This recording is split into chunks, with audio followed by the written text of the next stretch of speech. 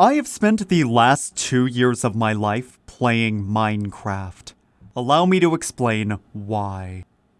6 months before starting my Minecraft journey, I promised myself that I'd finish a big creative project in 2024, and was now paying dearly for it. In my burnt-out state, all I could think about was this. I want to play Minecraft. They call it a Minecraft phase, when something just compels you to play Minecraft for approximately the next 2 weeks. Longer if you're actually having fun. Now, I was never really the biggest Minecraft fan. I first started playing back when 1.4 was released, and my enthusiasm carried me until around the release of the horse update, 6 months later. As a kid, I only really cared about the sandbox elements of the game, making and uploading custom maps to Planet Minecraft, usually complete with an accompanying video. Point being, I was never really interested in playing survival Minecraft, and it didn't take long before I'd built everything I wanted to in creative. As such, the Minecraft bug was usually pretty ineffective in getting me hooked on this game. But that was in 2013. Fast forward to 2024, and my interest in the game had changed quite a bit. You see, despite not playing the game myself, I've always enjoyed watching other people play. And in 2024, my recommended feed was being inundated with a ton of videos that analyzed, evaluated, and critiqued the mechanics and gameplay of Minecraft. The most fascinating part was that the conclusions these videos drew were all over the place. Some say Minecraft lost something fundamental that made it so special in the early days, and its absence is what caused the dreaded 2-week Minecraft phase. Others say that old and new Minecraft are basically two different games that should be judged individually, as enjoyment of certain updates will vary from player to player. And of course, there are those that believe the game today is the best it's ever been. Suffice to say, this discussion intrigues me, and I'd like to invite you on my journey to develop my own take on this long-running discourse. So here's how this video is gonna work. I've played through more than 30 different versions of Java Edition's Golden Age, and I've got a lot to say about some more than others. So, we're gonna need a way to structure and organize this video. I am going to be using one world throughout this project, continuously adding to my builds as we upgrade to newer and newer versions. Our first stop will be in Infdev, specifically the build from June 17th, 2010. This is the perfect starting point, as this version encapsulates most developments made in Classic and Infdev. Even better, this build was released exactly 1 day before Secret Friday 1, which would begin a steady introduction of content that would drag Minecraft to its official release, which I will be covering as so. There's no need to study this list. Each group of updates is marked as chapters in the video's timeline and the description. Disclaimer. The video you are about to watch was written and produced by someone who has never fully understood or enjoyed survival Minecraft. All I ask is that you let your disagreements be known in the comments below, because I'm fascinated by others' takes on Minecraft's development history. If you disagree with any points I make, please feel free to write me off as a fake gamer, because I am. I hope you've double-checked that runtime before you commit to watching this. It's time to roll back the clock.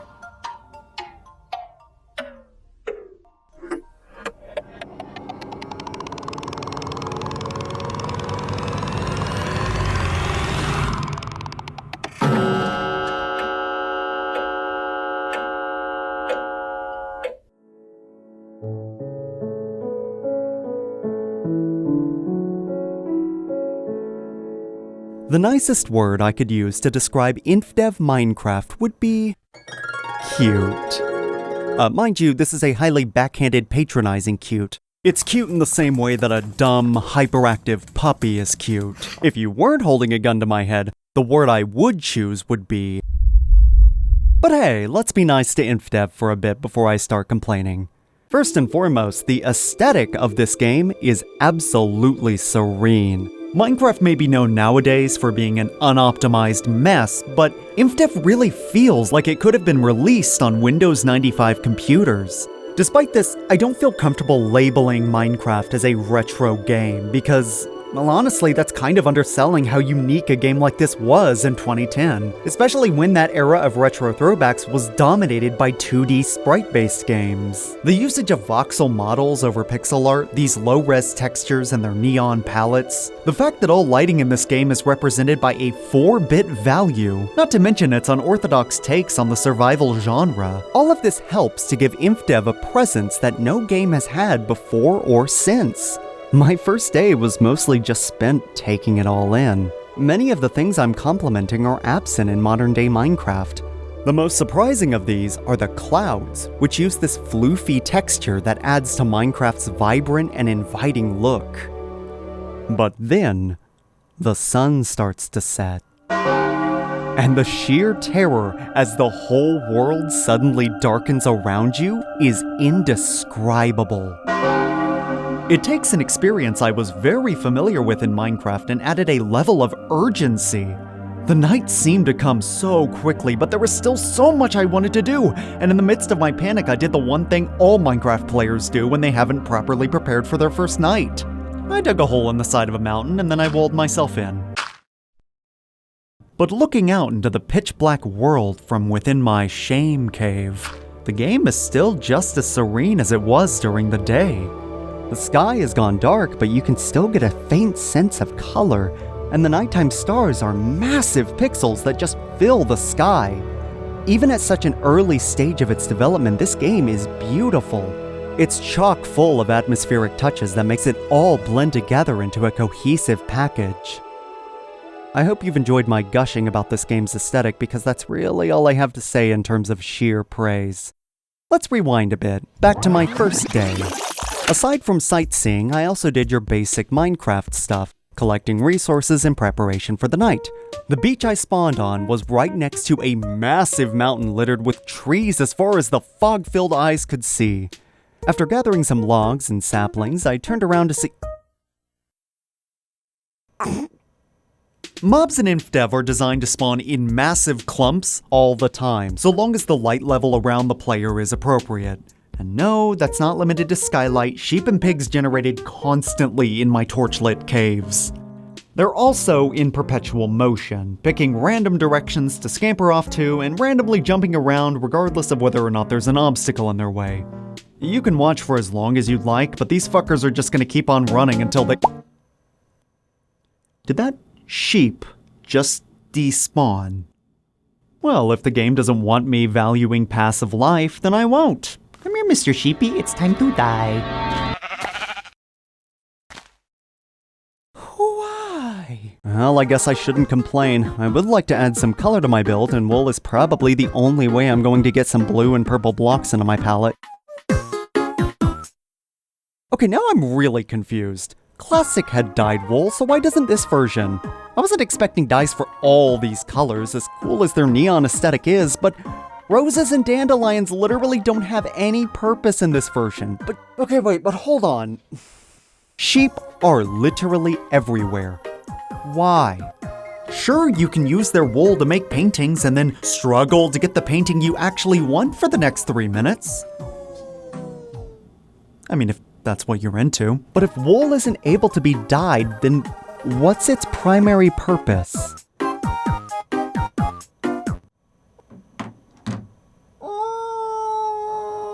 Okay, so I managed to get a good bit of raw food, but for some reason it's not automatically stacking in my inventory. Oh, silly me, my mistake. Turns out, food doesn't stack. Like, at all. Now look, from a game design perspective, I get it. There's no hunger bar in Infdev, which means that food directly heals your hearts. Additionally, there's not even an animation, which means no cooldown. You would literally be invincible if you could carry around stackable pork chops, save for a crazy fall or a creeper explosion. That said, this really makes the observations about Steve's massive inventory space a lot funnier. Hi, I'd like you to meet my friend Steve. He can carry 2,304 cubic meters of rock in his pockets, no sweat. But he can only carry 36 pork chops. I mean, come on, let's not ask too much of the guy here. Alright, maybe I'm a little too eager to beat up on this game. These are just funny quirks in the game's design, most of which I can only really make with the power of hindsight. They're not major issues worth getting too hung up over, especially not when there's still so much to cover. After all, we've only looked at 2 of the game's 6 mobs. Here's a quick rundown on how hostile mob AI works in Infdev.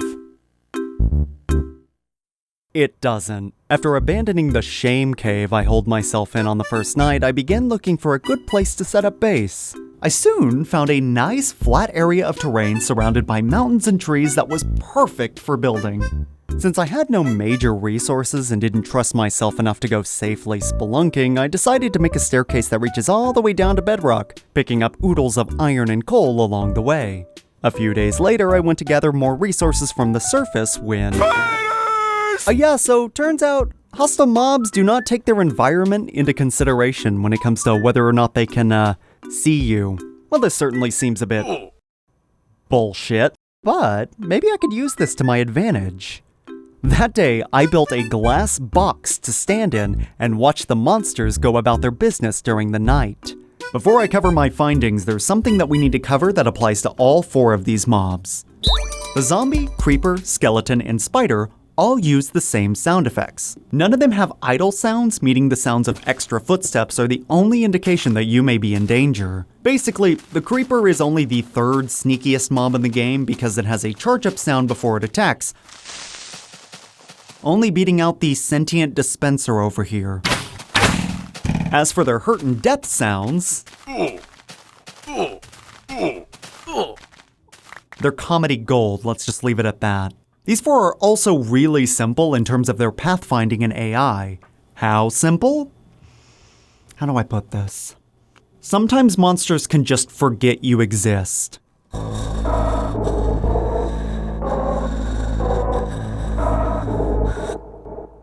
What the fuck was I doing again? Alright, we can talk about individual mobs now. First up, we have the zombie, the least noteworthy of the 4 mobs. I've been told in the past that zombies actually had a detection range of 32 blocks during this time rather than 16, but I can 100% confirm that is not the case, both from my own observations as well as the Minecraft wiki. There's really nothing to say about this one. The most interesting trivia is that they drop feathers when they die. At least now I can make some arrows without having to deal with skeletons. Oh, guess not. You're not seriously telling me that arrows are non-renewable, right? Hold on, give me a goddamn second. Minecraft wiki, arrow, and... fucking course it is. Next up is the creeper. You know, for a creature that was famously created by sheer accident, this one is the most fleshed out and functional. You know, aside from their actual AI. The way they look and behave here is identical to how they look and behave today. Next up we have the skeleton, and this one is truly fascinating. When I first saw the skeleton, I thought they were just a reskinned zombie, considering how they hold their arms straight out in front of them and, you know, don't hold a bow. But no, they still shoot arrows even without anything to fire them with. I guess it's possible these skeletons just prefer throwing arrows at their target rather than being archers. Something really interesting to note is that other enemies don't get pissy when a skeleton shoots them, which sucks because that was always my go-to move when dealing with these guys. Last and certainly least, we have the spider. Good God, are these poor little bastards undercooked. They can't climb, they can barely jump, and their AI was clearly not designed for a 2-meter wide hitbox. The second I figure out how to get over this grass block, you're a dead man. I'll shove my... What the fuck was I doing again? Let's get productive. Considering I only have, like, 5 blocks at my disposal, I decided my first build would be the Valley of Bowser from Super Mario World. It's a pretty big structure with a limited palette. The entrance is entirely orange and brown, and the castle within was much of the same, with some gray accents here or there. I figured it'd be a perfect fit for Infdev. Once I'd gathered enough wood and stone for the project, it was time to clear out some area for the build. And then I remembered the Valley of Bowser is an underground castle. If I really wanted to go through with this, I would need to spend a good chunk of my time excavating a mountain.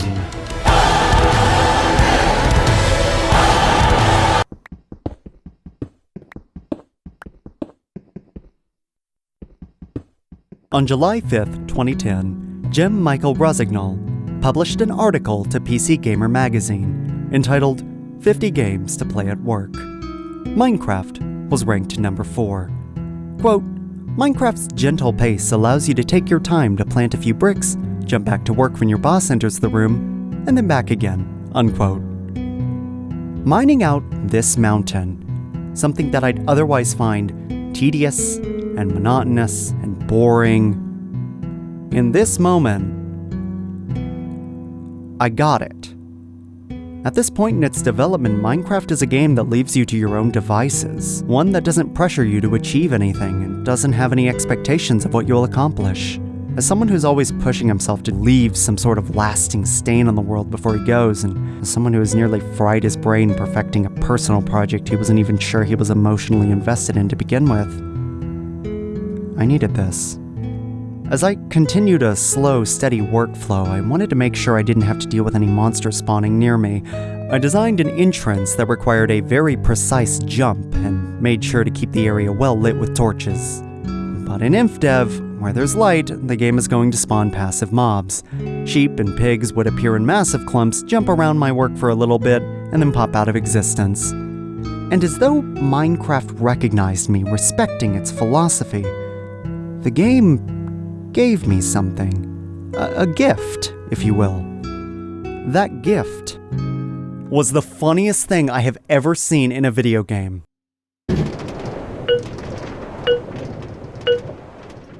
While working on this construction project, I happened to come across this singular sheep trying to jump into my home in the middle of the night. The determination of this fucker was insane. I sat there and watched it for a solid minute before deciding there are better ways for me to spend a Friday night, right?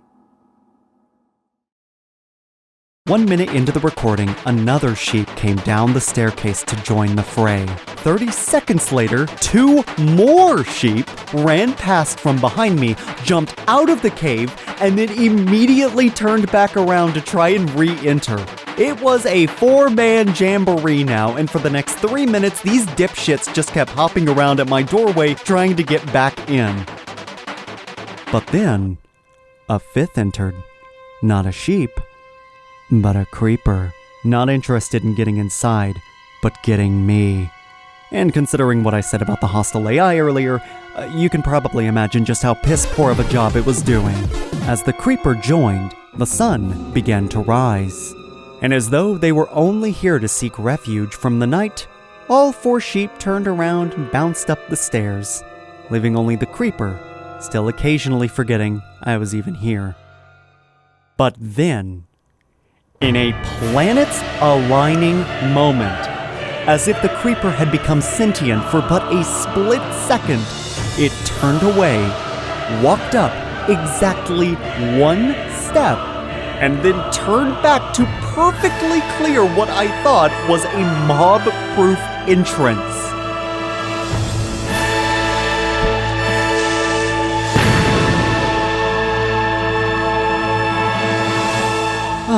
That was fun. This clip of mine is an encapsulation of just how truly bizarre Minecraft Infdev is. It always seems like it's just on the cusp of collapsing under the weight of its own duct-taped together code. And in the moments when you've lowered your guard, that's when it has the chance to truly surprise you. All of this to say, I absolutely loved my time with Minecraft Infdev. Wait, hold on a minute. No, I fucking didn't. I fucking hate this version of Minecraft. I entertained myself by doing what? Menial mining and watching this game shit the bed? Of course I did. What the fuck else was I supposed to do with my time?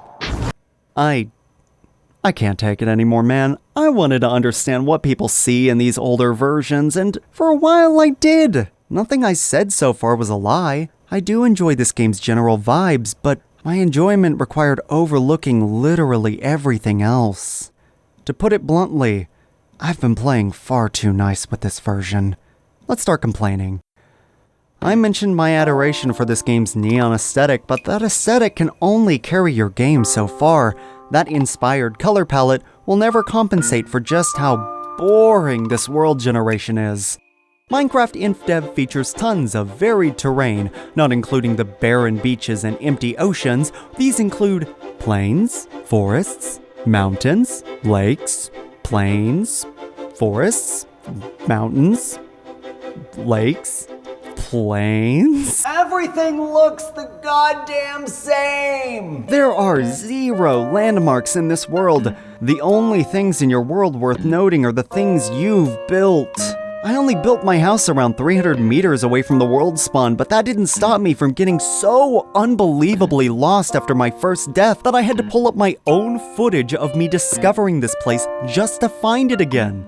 And it was still a pain in the ass, even with a moment-to-moment guide. This wasn't a problem in Infdev. Aside from being a finite world back then, I had the ability to save and reload my location, but I guess that functionality was just disabled, despite the controls still allowing you to assign hotkeys to them. Oh, thanks for the false hope, Minecraft. But hey, the surface may be repetitive and uninteresting, but I've been talking about this game for nearly 20 minutes, and we haven't even talked about the caves in a game formerly called Cave Game. The Minecraft Wiki has a very interesting comment regarding Infdev's caves, calling them so clustered they could be described as Swiss cheese. Now, I don't know what this has to do with outlining the history of caves in Minecraft, but I want whoever wrote this to know. You right. Some caves loop around and around the same section of the earth to make these crisscrossing labyrinths. And others are tiny little slivers in the earth that don't connect to anything. Many of them come a block away from making another intersection, but don't. Just look at this mess. Look at it!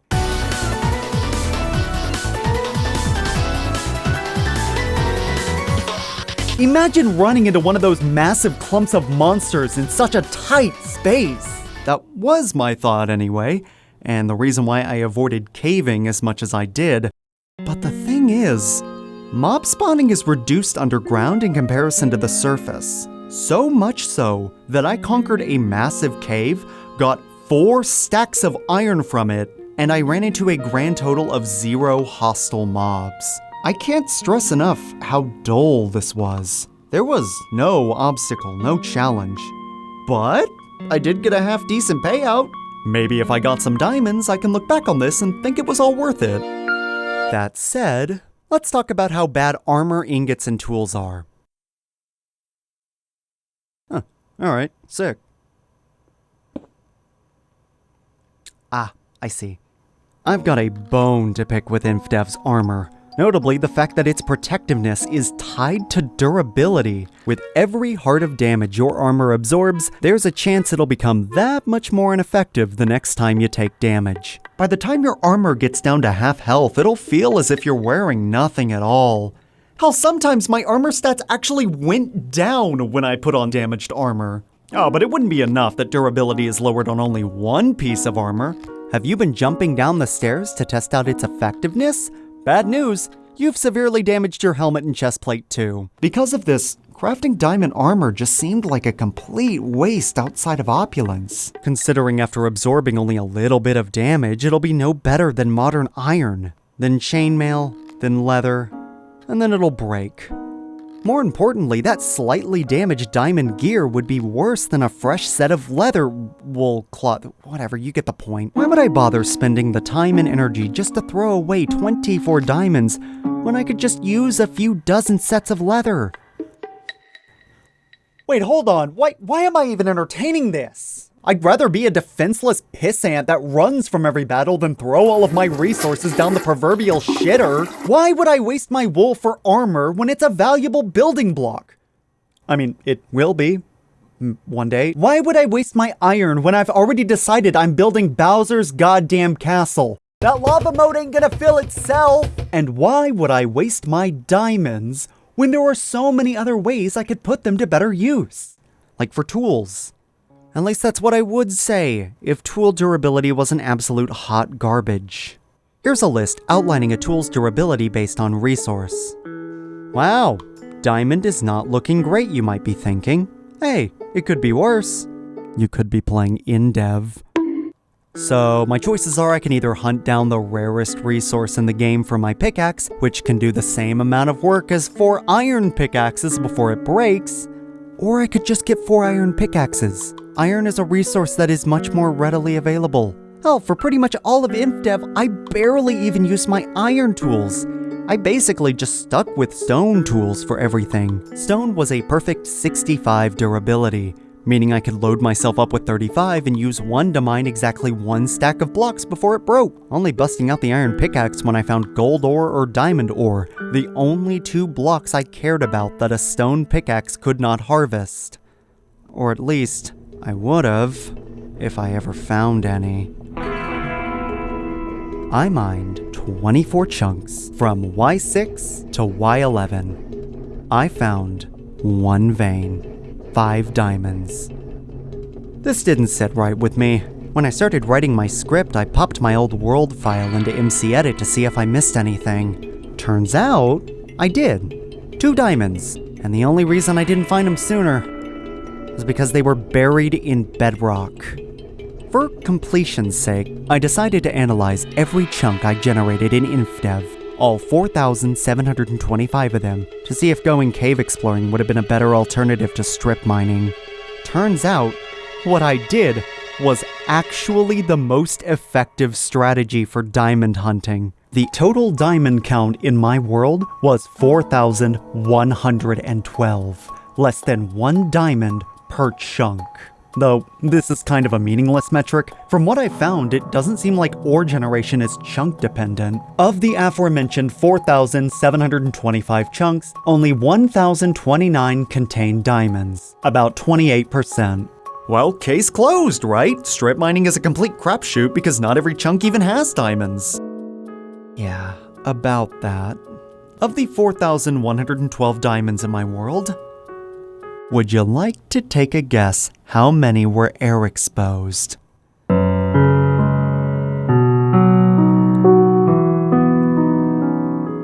3 of those 9 veins weren't even close to a surface cave, so I pretty much guaranteed no one would be able to find them just by spelunking. That left only 18 diamond ore blocks obtainable through pure cave exploration. Of those that weren't air exposed, there was an 8 vein that was pretty damn close to my chunk mining operation. In fact, it was saddled right up here. Had I literally just dug right here, I might not have even realized that diamonds were this rare. I would have just called them underpowered and moved on. I should clarify though, diamonds are underpowered when it comes to tools and armor. See, I used 2 of those 5 diamonds to make a diamond sword. It deals 5 hearts of damage. You know what? That makes it all fucking worth it.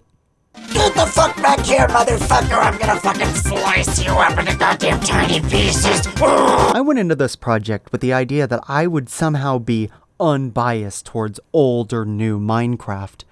But I've played Minecraft before, and I think more than anything else, there's just too much missing. I'm not just talking about blocks. Though items like bricks, bookshelves, moss stone, and colored wool were present in Classic and missing here, those are decorative blocks. I can live without those. However, missing utility blocks are a different story. Beds were fundamental to how I played Minecraft as a kid. Sure, I'd miss out on valuable resources like gunpowder, string, and bones, but at least I could skip the night without needing to idly stand around in my house for 10 minutes. If there's any silver lining to this, I guess this did give me a chance to jot down my notes about the game. Not to mention, when the render distance is set to tiny, I can literally see the sky from anywhere, meaning I always knew the exact moment it became daytime. The fact that there is a hotkey assigned to fog makes me think this was the intended way to wait out the night. It's also worth mentioning that the settings menu is absolutely barren. No field of view, no mouse sensitivity, no brightness sliders, no subtitles either. And considering in the default launcher Minecraft Infdev sound is broken, yeah, that makes the game a lot harder to play.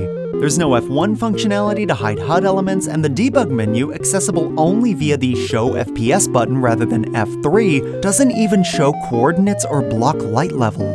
This version doesn't even have a third-person functionality. How am I going to start this YouTube video if I can't get my Minecraft character to say, What's poppin', gamers? Today we're gonna be playing Infdev Minecraft. It sure is a shit show and I wanna die. Be sure to like and subscribe. There were also no inventory management shortcuts. I'm pretty sure I came this close to developing carpal tunnel just from moving all of my cobblestone into chests. Keep in mind, I spent most of my time in Infdev hollowing out a mountain. I've got all this shit to complain about. And we haven't even discussed the worst part. And that's the fact that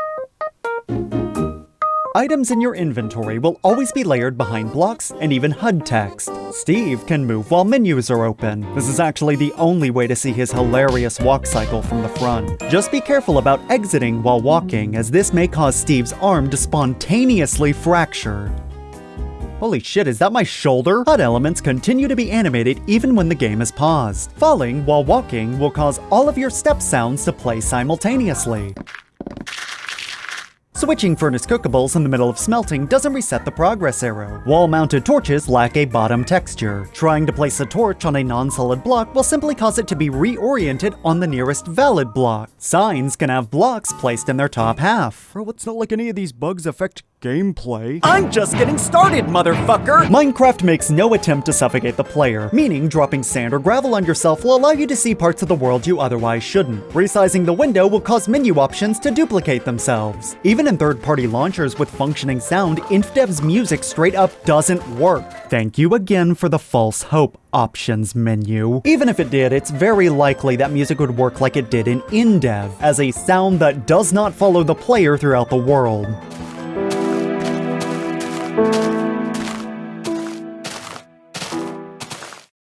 Blockpicking only works for items already in your hotbar. You cannot directly switch two tools in your inventory. Falling from 4 blocks deals half a heart of damage like you'd expect. However, jumping from 3 blocks will deal a full heart for some fucking reason. Some blocks will not break any faster regardless of what tool you use, including crafting tables, furnaces, doors, signs, wet farmland, and dry farmland. And guess what? That list is only going to get longer. Slabs check the full block above it before accepting a second slab. If there is, you're gonna have to break that block first.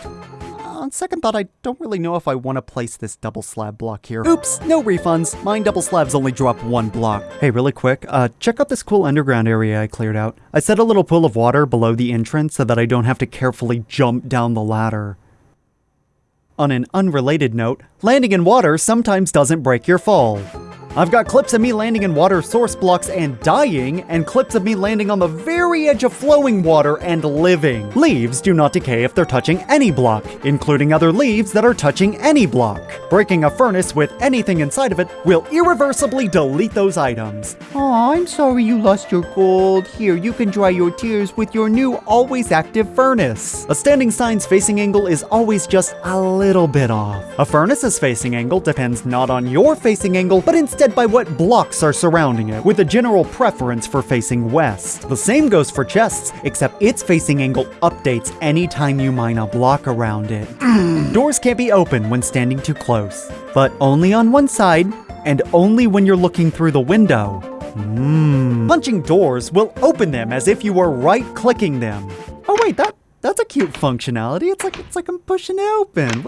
Why isn't that a thing in modern Minecraft? Gee, what an excellent question. Water and lava clip through the corners of blocks. Flowing lava with no source block takes forever to go out. Right-clicking doors, chests, furnaces, and crafting tables with an item in your hand uses it. And considering I've been collecting hundreds of buckets of lava for my Bowser's Castle project... Yeah, this one happened a lot. Speaking of burning to death, how long do you think it takes before flaming entities are naturally extinguished?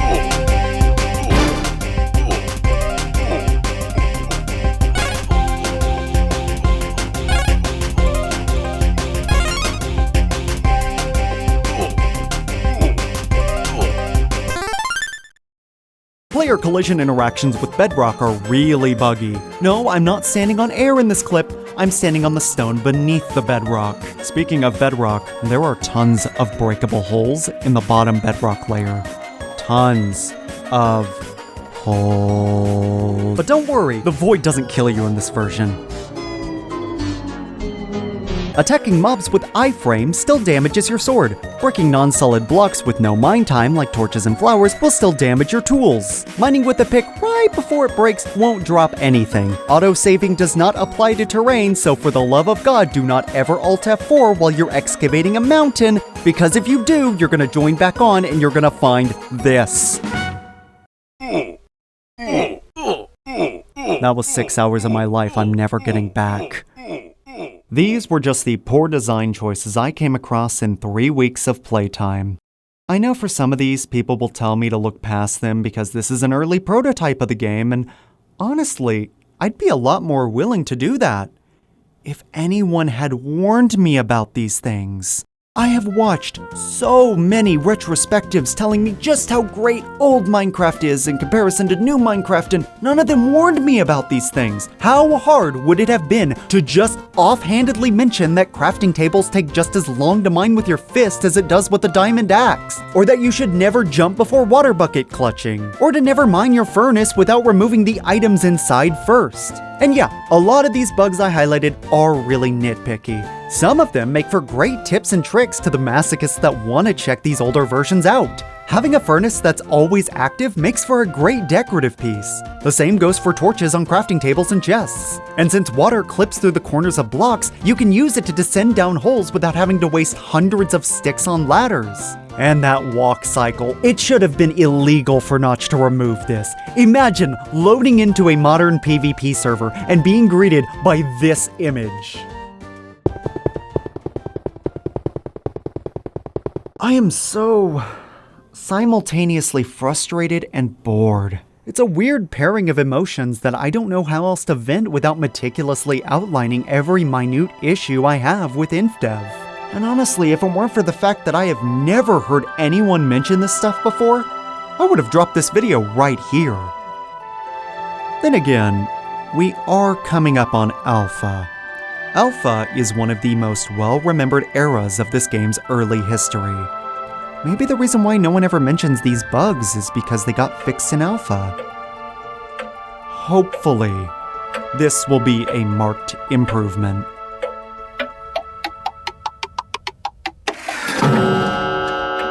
Wait, Alpha started 13 days later? Are you fucking kidding?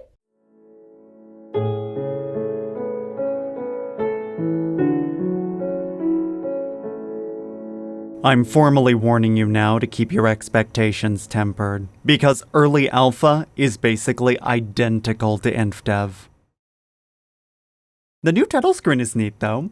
All of the gripes I had with Infdev are here and accounted for, with a few notable exceptions. Passive mobs are now hard-coded to spawn in grass, meaning they're not swarming my caves anymore. Diamond durability has been doubled to 1,024 uses. The bottom bedrock layer no longer generates with holes. The void now kills you instead of keeping you in purgatory. Tools no longer drop nothing on their last use. And there's now a proper auto-saving mechanic that works, for the most part.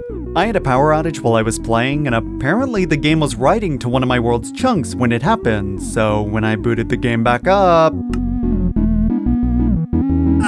Yeah, that was a little scary. If I didn't have access to this super old build of MC Edit, this definitely would have killed the project. But I do, so it didn't. You also can't move while your inventory is open anymore, but this fix actually caused another bug, a quite well-known one at that. The inventory crafting menu does not clear when you hit escape, effectively upping your storage capacity from 36 slots to 40. As sick as it is that my main man Steve can carry more than 36 pork chops, what a legend. Interacting with utility blocks like chests may cause you to start uncontrollably walking if you're still holding WAS or D. But yeah, aside from those, nothing else has been improved upon. In many ways, this might be a step back from Infdev. If you thought my ramblings about all the bugs I found in Infdev was a bit pedantic before, then for now though, let's talk about that sweet new content. I mentioned this earlier, but the end of Infdev started a trend of releases commonly referred to as the Secret Friday updates, where every Friday for the next 4 months, Minecraft would receive new content with no official advertising associated with them, meaning players would have to explore the world to discover it for themselves. So what did Secret Friday 1 add? It gave sand and gravel a falling animation. Wow! I didn't even comment on that! At least now it actually tries to suffocate the player, but sand and gravel are still very easy to use for X-ray vision. Secret Friday 1 also added mine carts? You know, in a time when this is the fastest form of travel on land, I might as well set up some rails. There we go. I've got a fast travel system from spawn to my castle now. Ah, cool. So that's 119 iron ingots well spent. Fortunately, minecarts were made rideable only a few days later in a functional yet underdeveloped state. Wait, how the fuck do I get out of this thing? And so it begins. Destroying a minecart you're sitting in soft locks the player until they quit and rejoin the game. Early on in my playthrough, I thought quitting was the only way to exit minecarts and boats in alpha. I guess I never bothered trying to see if right-clicking would do anything. Unlike boats, however, you can't just hold W and be on your merry way. Instead, you have to treat the minecart like a skateboard by giving it a manual push, preferably off of a sloped surface. It'll careen at top speed for about 5 seconds before slowing down to a crawl and inching you to your destination. There's a really funny bug where after sitting in a minecart, your pants stay in the seated position until they're taken off and put back on again. This portable storage system wouldn't be re-added until more than a month later with the dedicated minecart with chest, introduced alongside the minecart with furnace.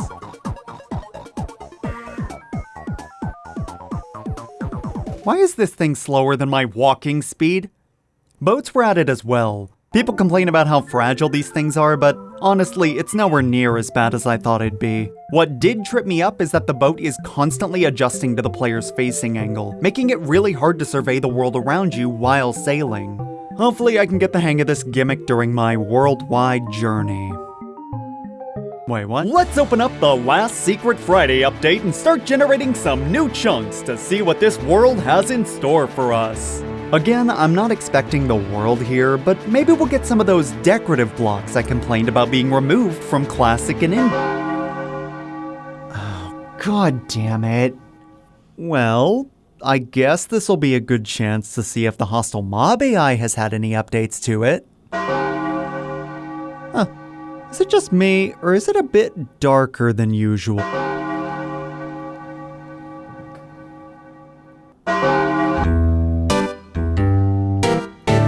Well, this sucks. If I had to lean up in my chair to see at night before, I'm like squinting at the screen now. It's like so dark I can almost see my fucking reflection. What the hell changed between Infdev and now? Vignette. It's basically designed to better simulate peripheral vision, which honestly fits perfectly with this game's very by-the-book survival gameplay. This is just obnoxious. And I know the 2010 Minecraft community agrees with me because before the brightness slider was a thing, people would always ask the player base how to manually adjust the game's gamma settings. Editing Minecraft's property file is insanely easy once you know where to find it, and this is not something I'm gonna do. Look, man, I want to play this as vanilla as possible, and if the game's harder to play because of it, then so fucking be it. Oh, what the fuck? Where's the cloud texture? Why aren't they floofy anymore? They've ruined this fucking game forever. I'll never enjoy it again. It's not the same. All right. What the fuck was I doing again? Oh, yeah.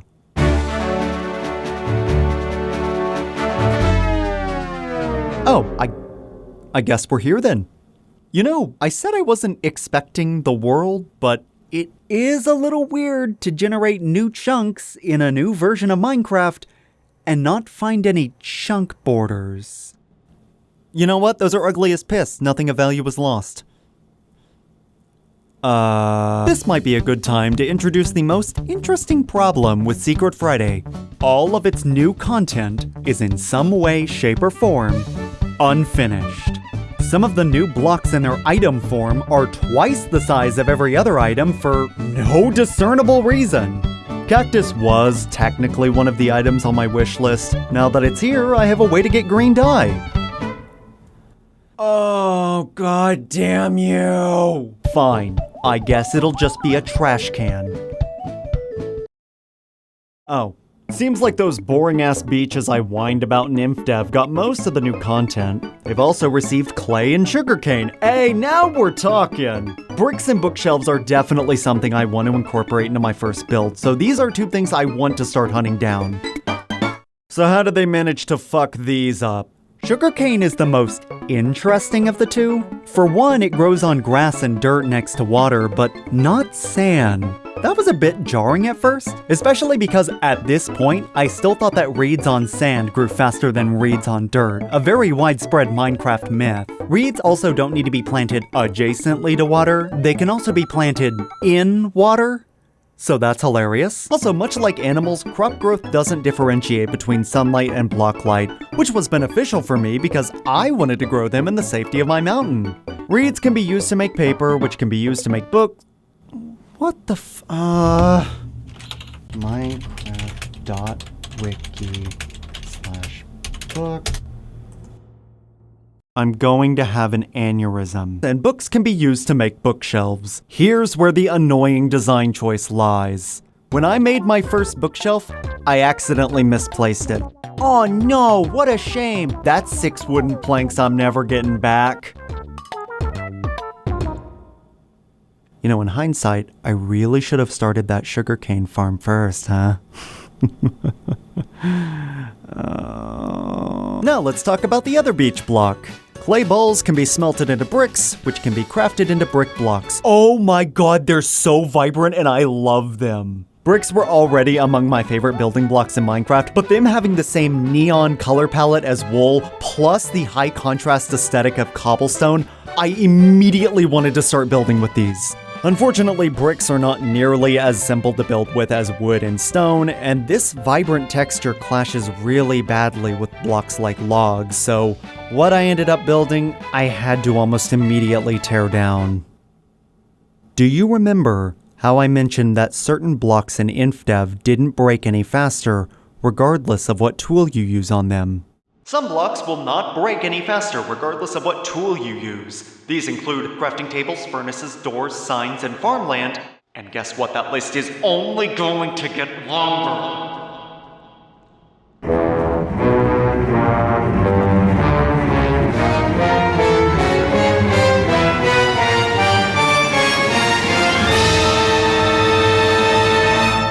This took 1 hour, 12 minutes, and 37 seconds. And no, that's not the only new block with this issue, because Alpha also introduced redstone ore. I don't even understand how this was an issue to begin with. Literally, just take the code from gold ore, copy and paste it into redstone ore. You would think it would take more time to type the properties of a new block incorrectly than it would to just reuse the code you typed before. Anyway, redstone wire can be powered by levers, pressure plates, or buttons.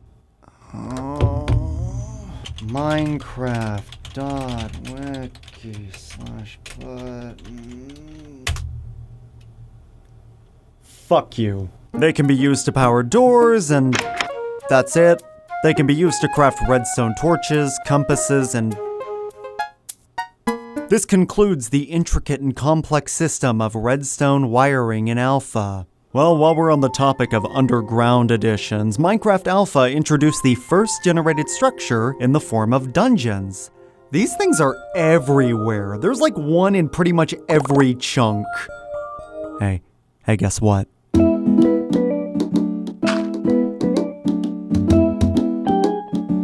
I have been waiting a month for this moment. Give me the spoils game! Get the dog shit out of my face. I'm here for the real treasure. Mustang, baby! It's time we talk about the buggiest new block in the game. Something so busted and so unpolished, I was actually astounded it was released in the state it was. Let's talk about stairs. Oh no, wait, I'm sorry, wrong image.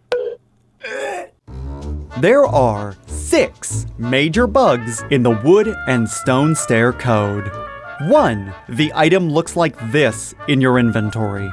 Honestly, fair enough. This was the first non-rectangular prism block added to the game. I can give this a pass. 2. Its facing angle depends entirely on what blocks are surrounding it, with a preference for facing west if it ever gets confused. This is fine too. Furnaces and chests do the same shit, so I'm not expecting any difference with stairs. 3. Its hitbox is jank. I've got so many clips where I'm trying to mine the stair block and instead mine the blocks behind and beneath it. Okay. Again, first non-rectangular prism block, it's excusable, even if a bit more egregious than the first examples. 4. Mining the block reverts it to its base block. Alright then, that's horseshit. I guess I just can't make any mistakes when building with these. 5. Placing a block on top of it also reverts it to its base block. Why though? And 6. They take forever to mine! And then there's the fence. The only new block left to cover. Honestly, it doesn't have anything that remarkably wrong with it. It's got layering issues like the stairs do, but they're much less noticeable.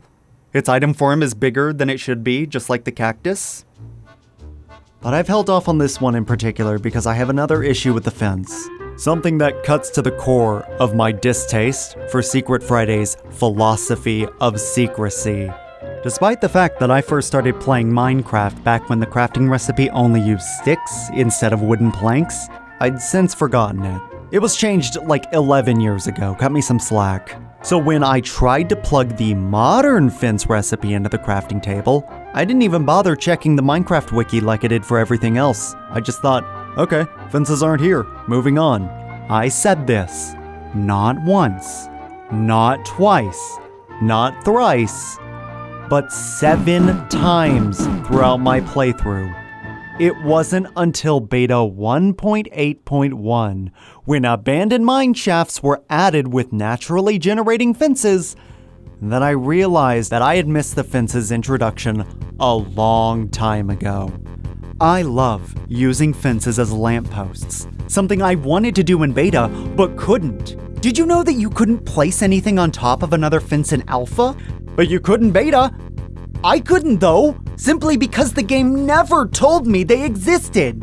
Well, duh, it's called Secret Friday. Nobody knew they existed until they discovered it for themselves. The rest of the player base was capable of finding this out. Why couldn't you?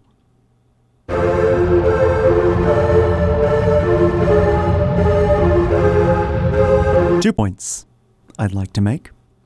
First of all, everybody actively playing this game in 2010 knew about any new features. Because when a new Secret Friday was released, data miners would disclose all of the new content on Notch's Tumblr posts that advertised the updates. Second, how am I supposed to organically discover this? Am I supposed to just plug in every possible combination of blocks and items until I get something new? Does that sound like fun to you? Spending hours and hours of my life organically discovering something that was all a Google search away? Because to me, this sounds straight up player hostile.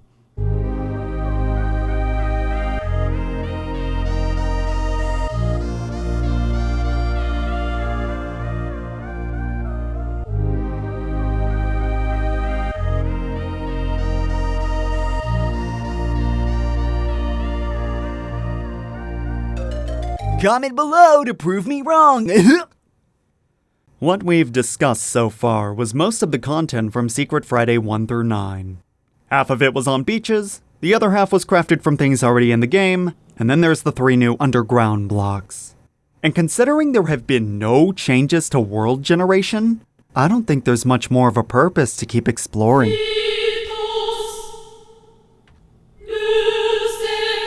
Oh my god. These monstrosities were from Alpha? I could have sworn they were from like way later. Well, thanks, Alpha, for showing me that things can always be worse.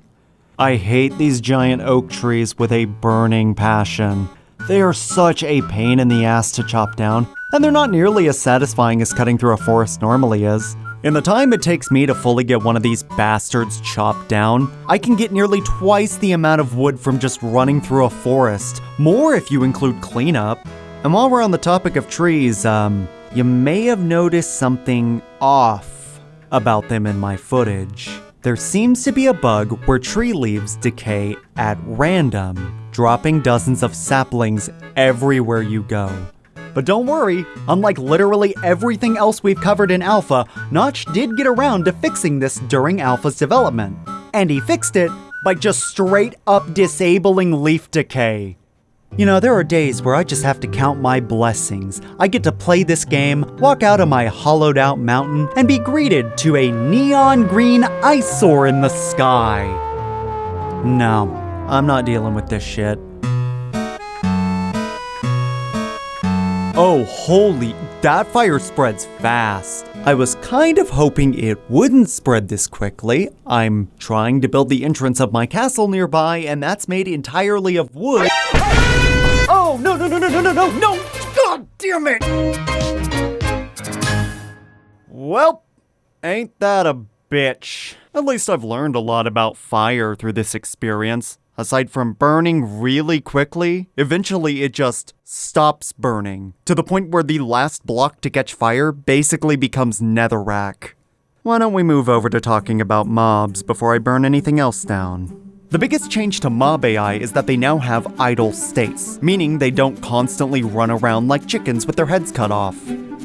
Oh my god, I didn't say- I am so sorry. Hostile mob pathfinding has also been improved to where they don't forget you exist every 5 seconds, but I got the feeling those improvements were added really poorly.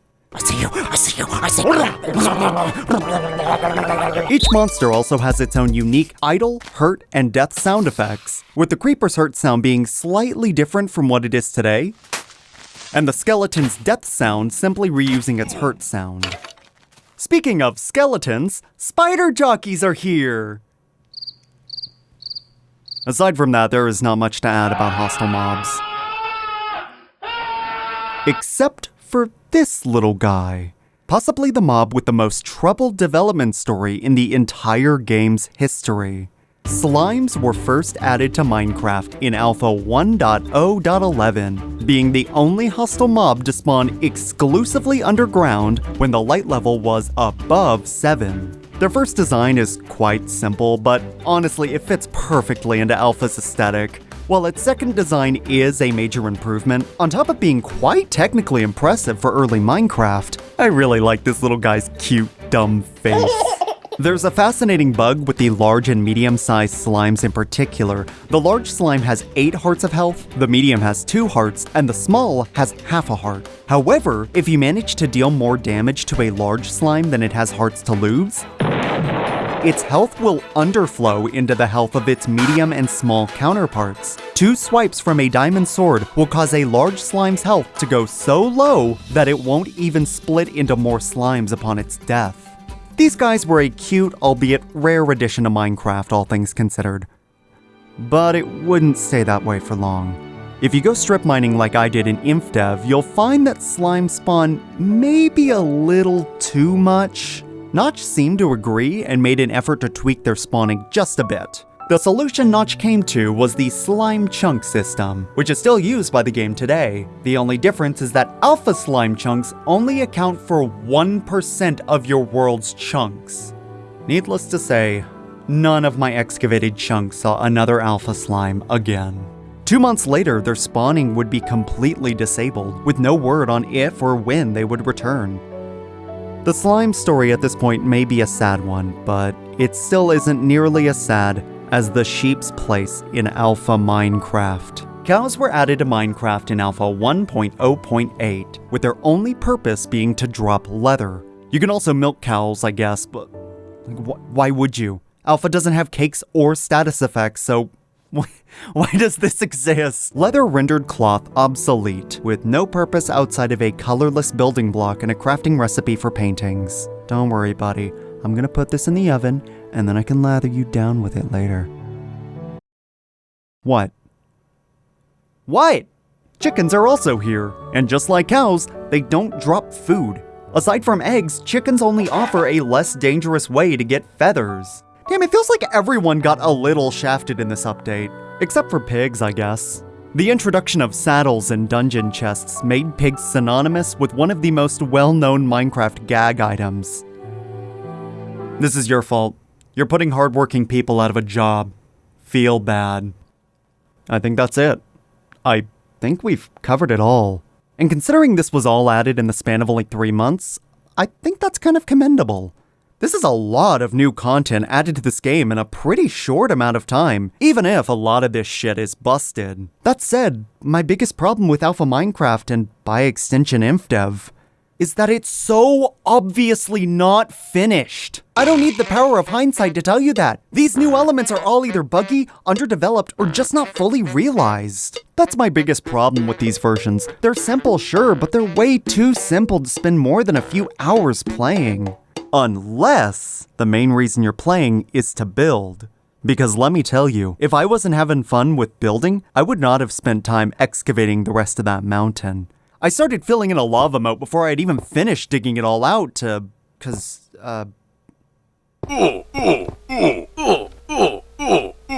cause I'm a fucking idiot. Some grass managed to get inside my cave, which may not be very Bowsery, but at least now the passive mobs can still spawn. Oh my god, what have I done? Point is, I finished mining out this mountain, but I was really wary of building, primarily because my palette of building blocks had gone up by exactly 3. How good could this castle possibly look with such a limited color palette? But I gotta say, the finished product looks awesome. Welcome to the Valley of Bowser. Let me show you around. Entering through the front door will take you to a foyer with paintings and windows with some road signs in the middle of the main hall. To your left is the watchtower, which oversees the castle's entrance. To your right is the back door, where I keep all of my valuable cobblestone, dirt, and gravel. My hands are in pain! That's pretty much everything I've fully built at this point. The front still isn't finished, partly because... but also because this is really hard to get symmetrical looking. I must have looked like a raving lunatic, building up one side, memorizing the blocks, running to the other side, building it up, realizing I made a mistake 3 layers down, crying. Not to mention at this point, I was playing on a version that didn't have sneaking, which makes building a 54-meter tall structure nerve-wracking. I just elected to postpone this aspect of the project until after sneaking was added. The only other thing to discuss is the lava moat. I don't need the nether when there's lava at every turn underground. Don't dig straight down is a rule for a reason. The main thing I'm struggling to answer is, how close can I place my lava moat to my wooden castle? I really don't want a repeat of what happened with the forest fire, so I ran a few tests, placing wooden planks in various spaces away from the moat. The closest I got without it catching on fire was 3 spaces. And just to be safe, I left those planks there for 3 hours. They're still there. And just to be extra safe, I decided to build my castle 4 spaces away from the moat to double, triple, quadruple check that the castle wouldn't catch on fire.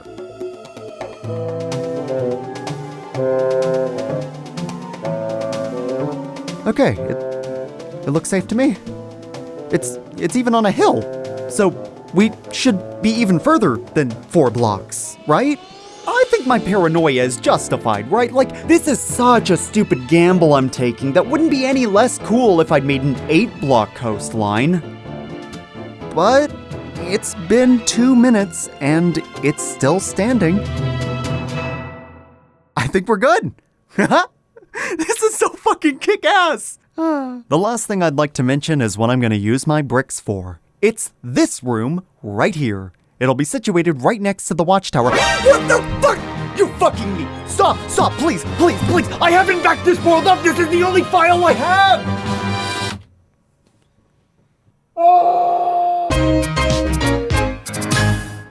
You won't hold this against me, right? I did what I had to. So, one last quirk from older versions of Minecraft for the road: the taller your structure is, the more likely it is to catch on fire. I redid that plank and lava test from before, and sure enough, a pillar of planks 3 meters away from lava catches on fire almost immediately. Will you let me just work on my castle in peace? Is that too much to ask for?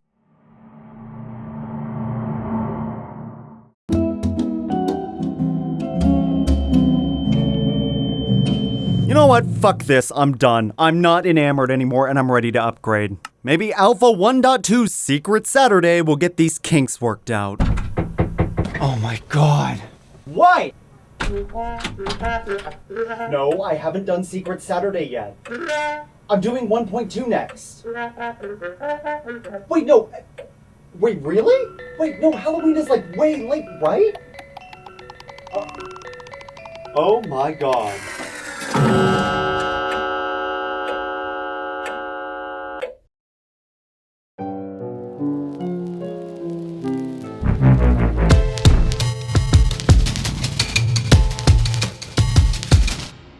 Minecraft Alpha 1.2.0, colloquially referred to as the Halloween update, is often regarded as one of the most important updates in the game's history. And for good reason. It was the version of the game to add a spooky mainstay for any playthrough of the game: pumpkins!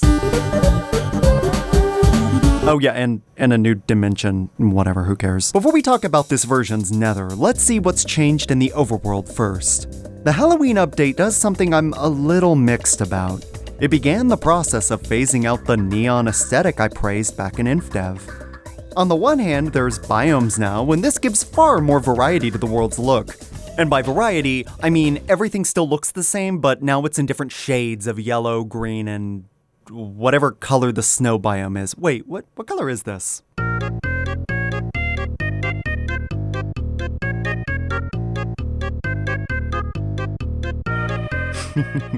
That's funny. On the other hand, these duller, more realistic colors just don't stand out to me. I wish there was a version with biomes that retained the neon aesthetic, but I guess we're just not allowed to have nice things in this world. Yo, is that fucking periwinkle? Oh my god, this new sky is actually beautiful. This is the version that added the red glow at the horizon during sunrise and sunset. I'll take this over that boring-ass baby blue sky any day of the fucking week. I think overall, I'm okay with this change. Honestly, the implementation of biomes is actually better here than it is today. The gradients between colors are so smooth and far less resource intensive than they are nowadays. This is also the version to overhaul Infdev's world generation. Oh, sweet, glorious chunk border. What the hell is happening? Hey, MC Edit, can you help me figure this shit out? That is disgusting. Proper deserts and snow biomes have been added that give this world far more diversity than Infdev and early alpha ever could. There's not too much to say about deserts except that clay can spawn in them, which is honestly hilarious to me considering clay is a sediment made by Chemical weathering and water erosion. I mean, it makes sense to have clay deposits beneath temperate surfaces like rainforests. The snowy biomes are the best though. The top layer of water freezes over into ice, which is a non-solid block that mobs can't spawn on. Unfortunately, snow layers can't be stacked, which would have been a good way to make an entire snow biome mob-proof. But when we do end up getting to a version that has both of these elements, they'll basically become the safest places to live. And while we're discussing world generation, pre-carved pumpkins are littered throughout the world, which as I said earlier was the groundbreaking achievement this version made. Why? Because it actually faces the player when placed. Take that, you stupid furnace! Pumpkins are way better than you! Oh shit! Wait, what about stairs? Oh god fucking damn it! Well, at least we've addressed one of my issues with stairs. That's cool, I guess. I'll eat my headphones if chests were given this update too. Alright, good. These things were expensive. Do you see why pumpkins are so cool now? As far as I'm concerned, pumpkins are what made all of this possible. You know, it'd be even cooler though? if you broke a little faster. That pretty much covers all of the overworld changes. In terms of general non-nether related changes, the function keys were given a substantial overhaul. Holding F1 now hides the HUD. It's not toggleable though, so you have to keep it held. It even works when the game is paused, which was convenient for getting riskier B-roll. I'm not allowed to touch human objects. That's why I float 3 centimeters off the ground at all times. And F5 and F1 now show a front-facing third-person perspective. Speaking of things that should have been added to the game a long time ago, coordinates are here. I can finally explore without the fear of getting lost. Fuck you. These coordinates are far more precise than they are today, which shows the weird momentum the player has before coming to a full stop.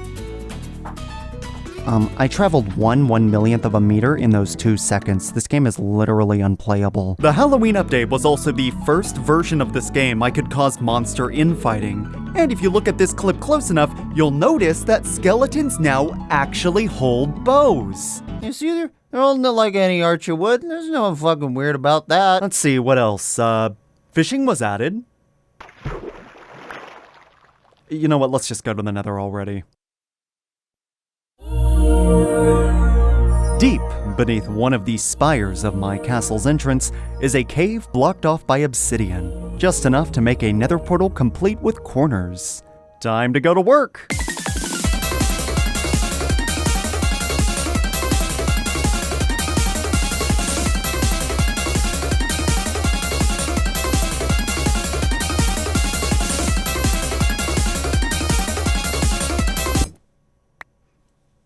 I don't care if that was the intended mine time.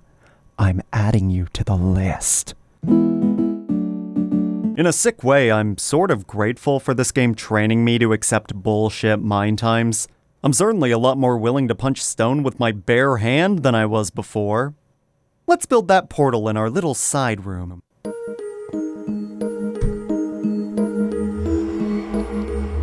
I'm gonna be real. This is kinda sick. It almost feels like I'm discovering this for the first time.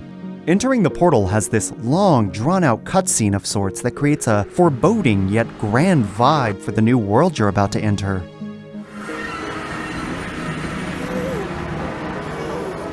You know, I honestly wasn't expecting the Nether to look like this. I was expecting it to be, I don't know, unrealized, with a ton of stuff missing. Maybe I was expecting it to look like a re-implementation of Infdev's old Hell world variant. Wowie, look at how creative this place is. Wow, wowie zowie. I mean, there aren't nether fortresses or quartz ore to find, but I still recognize this as today's nether wastes. It's no wonder why this place was barely altered for over 10 years. It's perfect. Say, how long has it been since I last complained about this game? Yeah, you're right, it's been too long. Let's start whining about the Nether! I've got 3 major issues with the Halloween Update's version of the Nether. The first is glowstone. I entered the Nether right next to a big patch right behind me. I'm thinking of putting it behind my paintings in the main foyer, mainly because they're just way too dark, but also because its original texture was shockingly ugly. It's got these disgusting dark yellow patches that just makes it aesthetically unpleasant. But whatever, I've never enjoyed looking at this texture regardless of version. Oh boy, that's irritating! I've always hated that glowstone doesn't break like clay, you know, dropping 4 of itself so that I can just make it again, but this is just ridiculous. For every block I mined, I'm only getting 1/4 of a block back? No, because it doesn't take 4 glowstone dust to make a block. It takes 9. I broke nearly a stack of blocks, but I was only able to craft 6 glowstone? And then I misplaced 1! No refunds, asshole! Yeah, I guess this is gonna have to do. While this is annoying, it's not like it's gonna be hard getting more. Zombie pigmen are easy to leave alone in this version, and since they don't drop gold at this point, there's no reason to pick a fight with them. The only thing I need to look out for is lava, because as I've stated earlier, if you stick so much as your pinky toe in that shit, you're basically already dead. The only real issue is that it was a little hard to concentrate on bridging when some people won't shut the fuck up! I've only been here for 3 minutes. And yet my ears are already bleeding. This may be a good time to talk about the second issue I have with the Nether.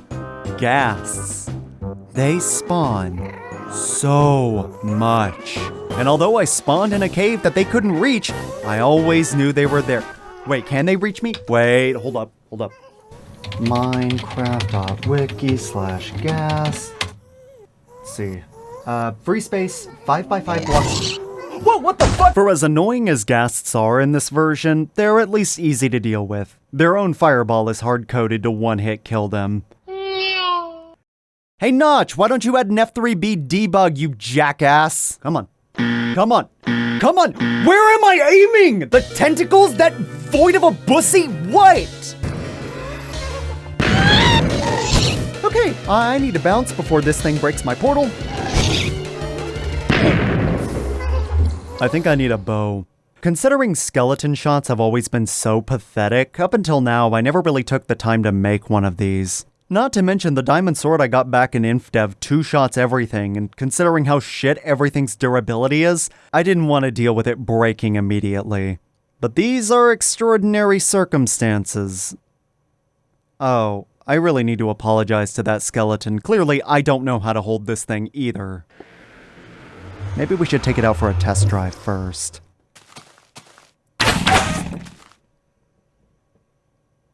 You know, it's funny. Every year we see dozens of Minecraft gun mods getting released, and yet there's been a semi-automatic in vanilla Minecraft since 2009. Die, motherfucker! I got your ass! Get over here! Ooh, I'm gonna fucking hunt you down! You can't run from me! Oh, this is gonna be a ghast bloodbath. I rushed back inside to re-enter the Nether. I came face to face with that tear-stained son of a bitch. And then reality caught back up to me.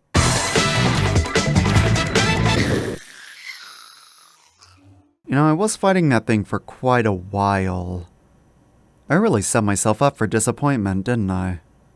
But none of this compares to the worst part. I got some more glowstone and a bit of soul sand.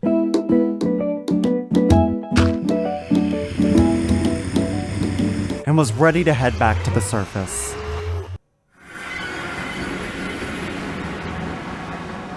Turns out nether portals can be unlinked very easily. This isn't even the only time this happened either. I had one that was way worse than just getting dumped outside.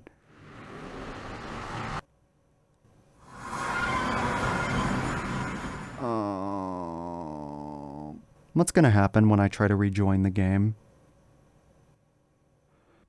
What? So, why did this happen?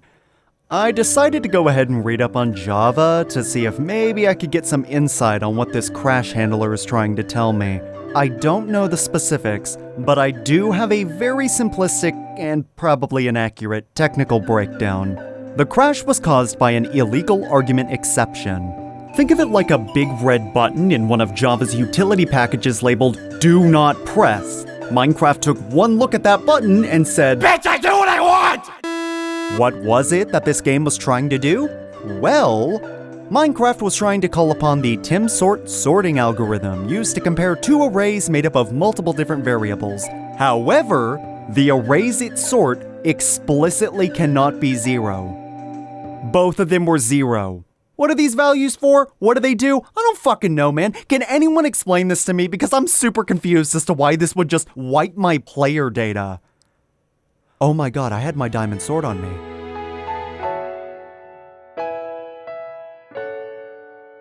I'm happy to report that none of these issues were deal breakers, though. Getting out there and further exploring this hellscape was really fun. Ghasts might be a pain to kill, but the cat and mouse gameplay I had to endure was probably the most fun player versus environment gameplay I've experienced in Minecraft. And while glowstone may only drop a pittance of dust, that just means I have to explore the nether more. And despite being paranoid about the game crashing again to the point where I developed some superstitions about how to prevent it, it didn't happen again. Contrary to its namesake, I really like the Halloween update's nether. I didn't like it enough to, live in it, but I did enjoy making these risky excursions. It was certainly more fun than what I was doing on the surface. Building this moat was the real hell. And it comes down to how bad the new sneaking mechanic is. The first half wasn't so bad before sneaking was implemented, mainly because I was being careful.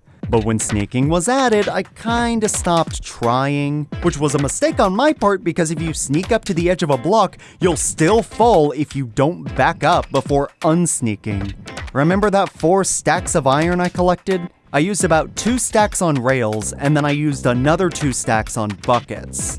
At first, I only made a double chest's worth, but lo and behold, I lost them all. So I had to make more.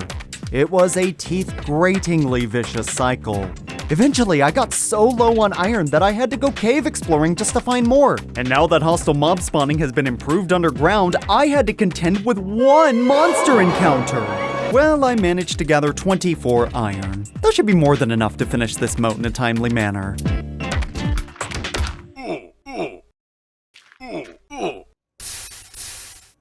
I never want to think about lava again. We've covered pretty much every major change to the game, so with the lava moat finished, why don't we take some time to give a progress report on the rest of the castle. The main project for the castle this time around was the library, which was going to require a good bit of sugarcane.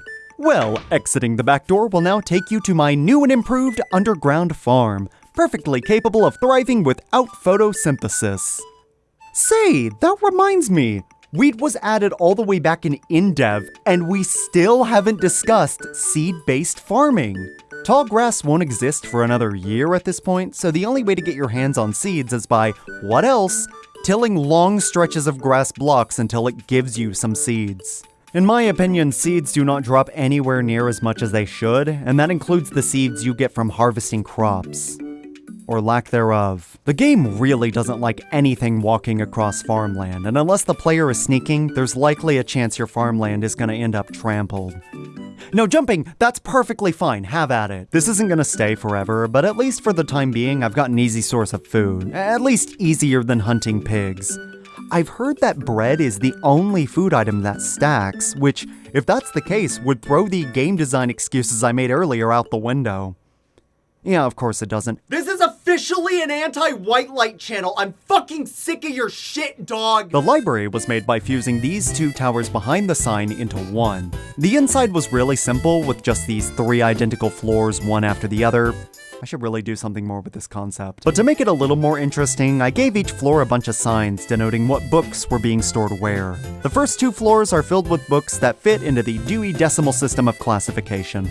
Floor 1 is things like instruction manuals, game guides, and a few in-universe books when I couldn't think of anything else. I also slotted in some other Mario books I'm familiar with because, let's be real, this is the only chance I'm gonna get to organically tell people about White Knuckle Scorin', a 1991 publication about the importance of literacy. It's also where the song Ignorance is Bliss by Jellyfish comes from, which is about an illiterate Bowser trying to run an oil tycoon.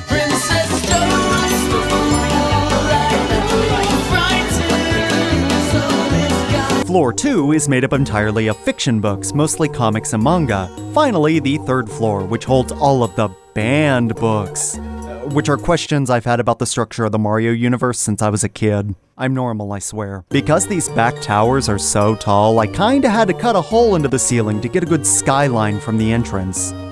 Wow, I really didn't need to hollow out this mountain, did I? I also built this curved stone tower with a secret entrance that leads to a vault with all of my iron, gold, and diamonds. Or at least it would, if I had any. I kinda screwed up the dimensions of the vault, but it's not like the castle's original design is coming through this 3D-ification of it.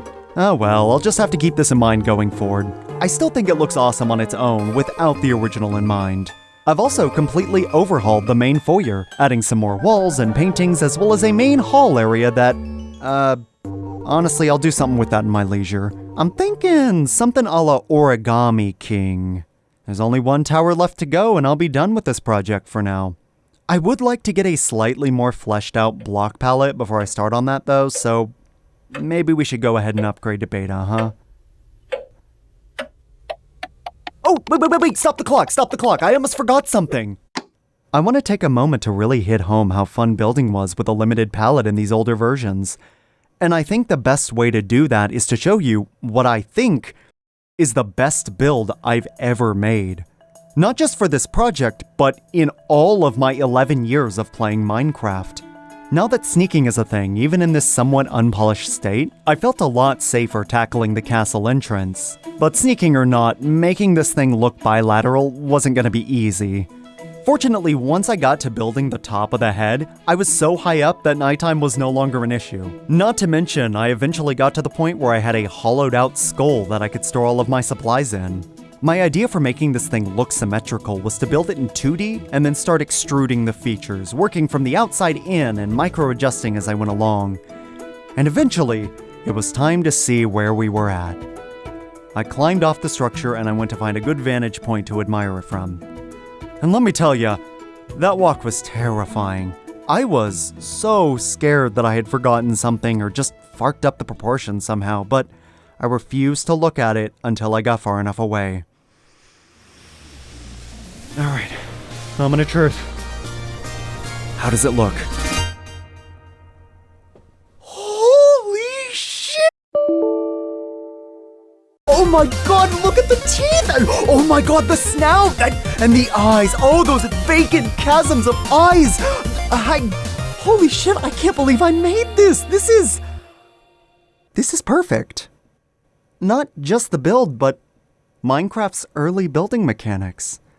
The fact that I only had like 10 blocks to build this whole project with, and my builds turned out this good? It felt like a real art through adversity ordeal, and seeing something this extravagant in Alpha Minecraft is honestly surreal. To finish things off, I went ahead and blended the entrance into the mountain behind it, and there it is, in pretty much all of its glory. Just one more tower to go. You know, it's moments like these when I forget the issues I have with this game. When I think about old Minecraft now, almost 10 months later, I don't think about the weird block glitches, or the shitty tool durability, or how inaccessible this game can be. I just remember what I accomplished. And let me be crystal clear here, I cannot recommend Alpha Minecraft to people, no matter how rose-tinted I want to be when you ask me. The more cynical side of my brain knows that if I kept playing on this version, those warm fuzzy feelings would disappear the moment I try to mine a stair block. But if there is one thing I've learned from playing these older versions of the game, it's how people who started playing Minecraft in 2010 must feel about things like the Halloween update. I feel like I've gained a good deal of perspective that I didn't have before. I can say these people are blinded by nostalgia all I want, but the one thing I felt from this version that I've never felt when playing Minecraft before is a feeling of accomplishment. Which honestly worries me. Why haven't I felt this before? Is it because I've always preferred playing in creative mode? Or is something going to change that makes this game less fun to play? We're not even out of the pre-release forest yet. We still have a year of beta content to sift through. But I'm sure like 90% of you know what's happening at the end of beta, so let's try enjoying this for as long as we can. Alright, I'm ready now.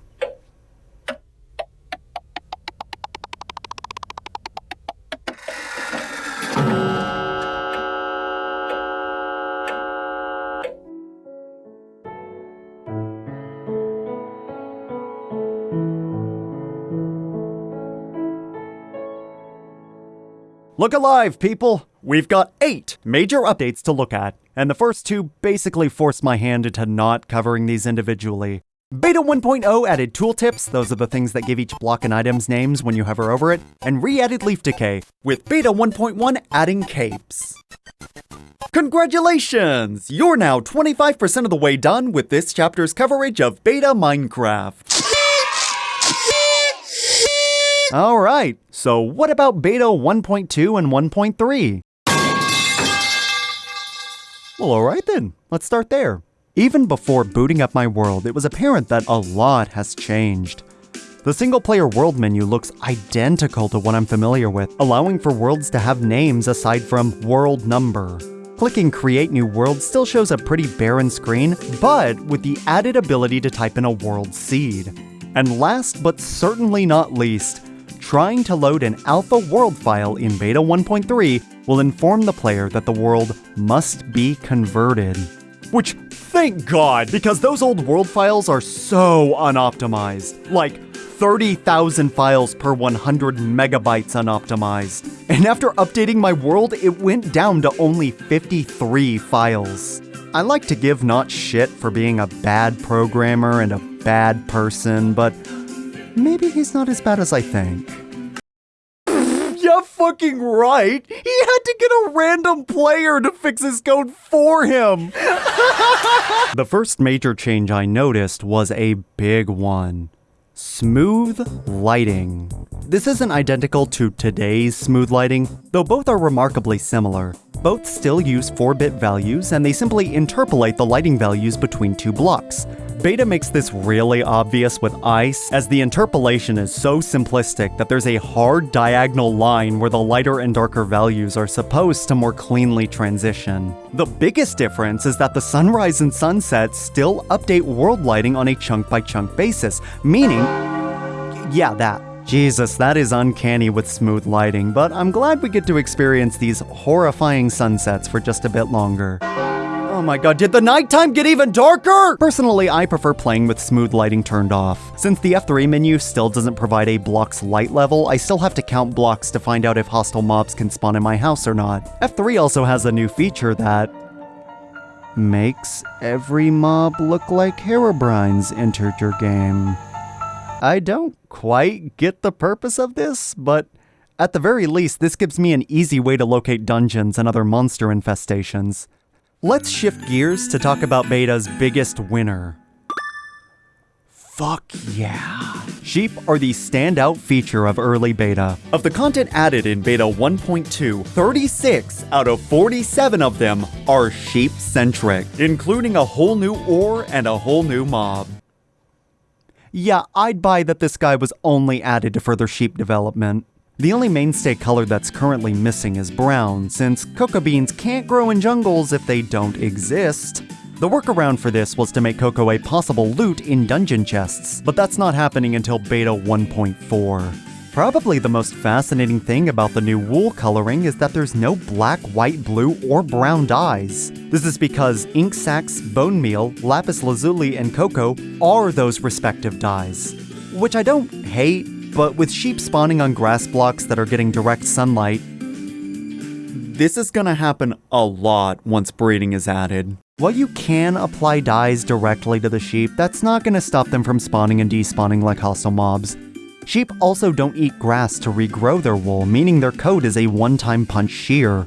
With this system, dyeing sheep can feel like a bit of a waste, even if coloring sheep directly will always either cost less or the same amount of resources as opposed to coloring individual blocks of wool. There's even a new painting added in beta 1.2, the Skull on Fire.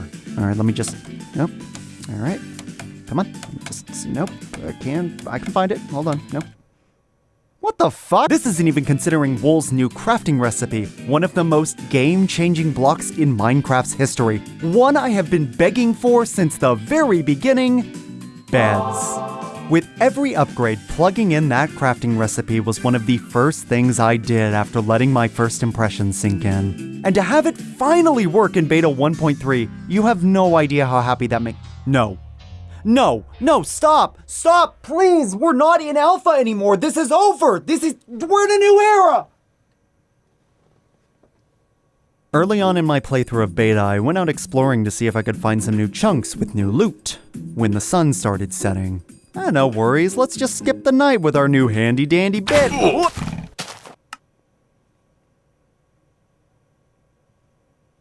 Oh!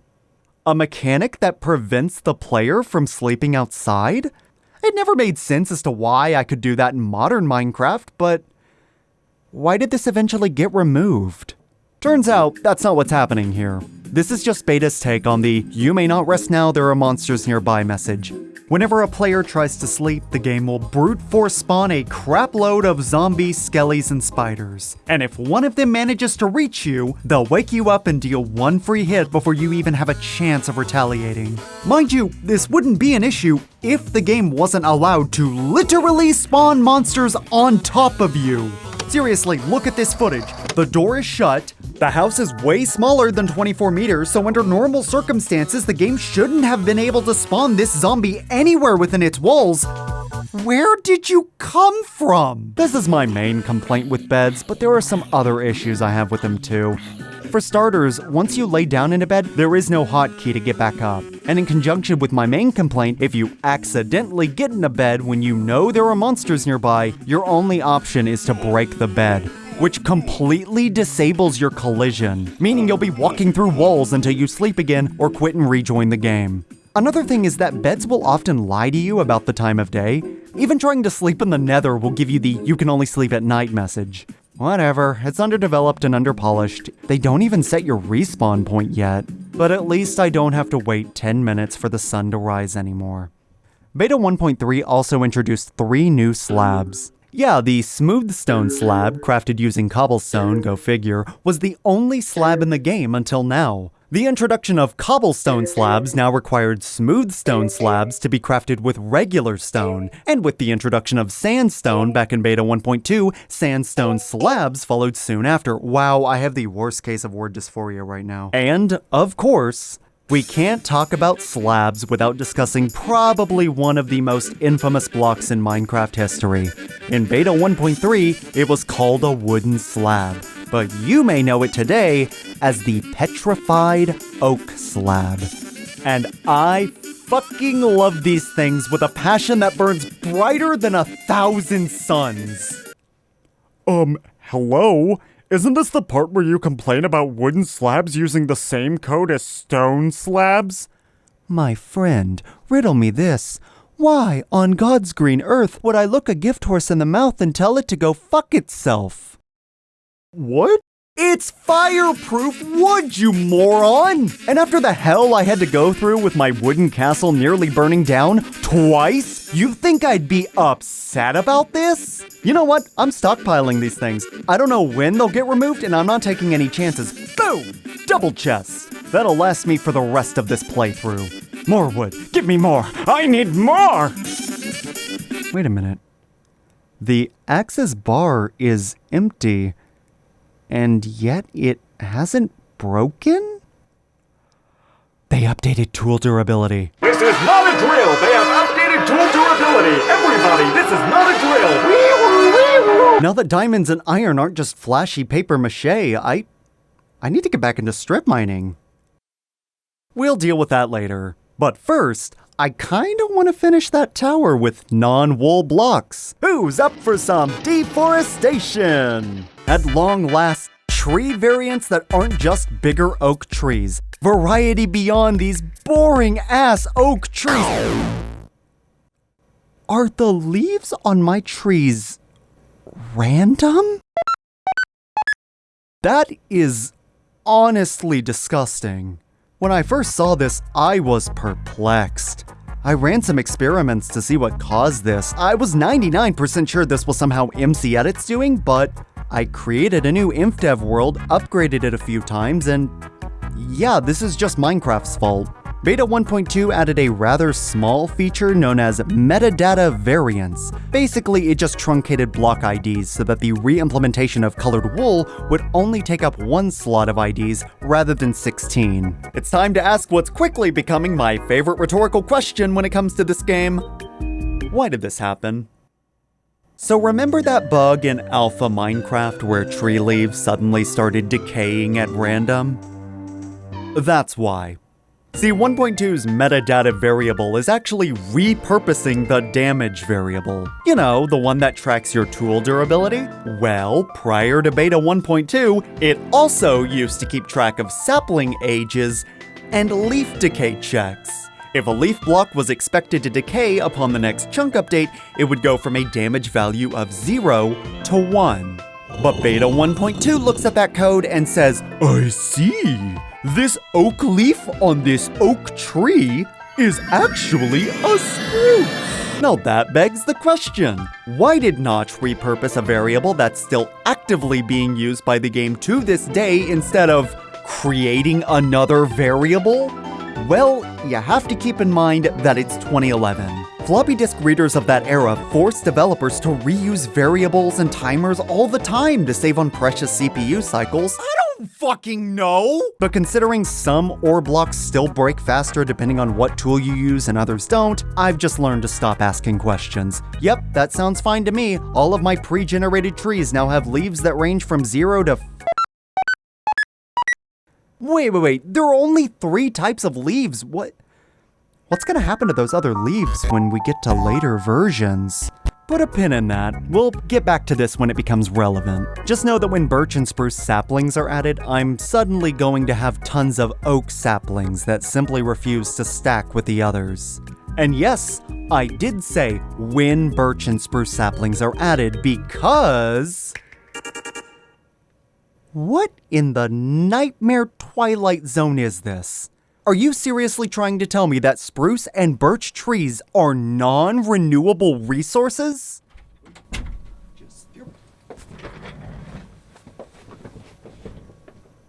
Yes. Dedicated spruce and birch saplings won't exist until beta 1.5, more than 3 months after these trees were introduced. If I can't plant my own saplings from these leaves, it means I'm gonna need to make a road trip for this tower. Or 7.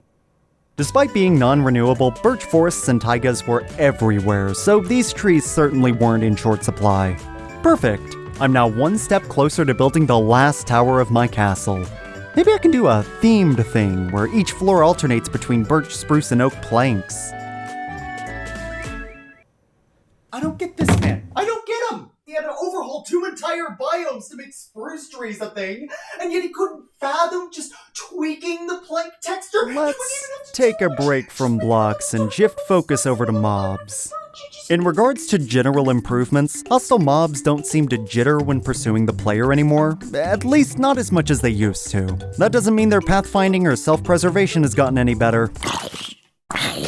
Until now, skeletons only dropped arrows, so the advent of bones and bone meal has given them a resource that, for the time being, is exclusive to them. Spiders were finally made competent threats on anything other than perfectly flat terrain with their new ability to climb walls.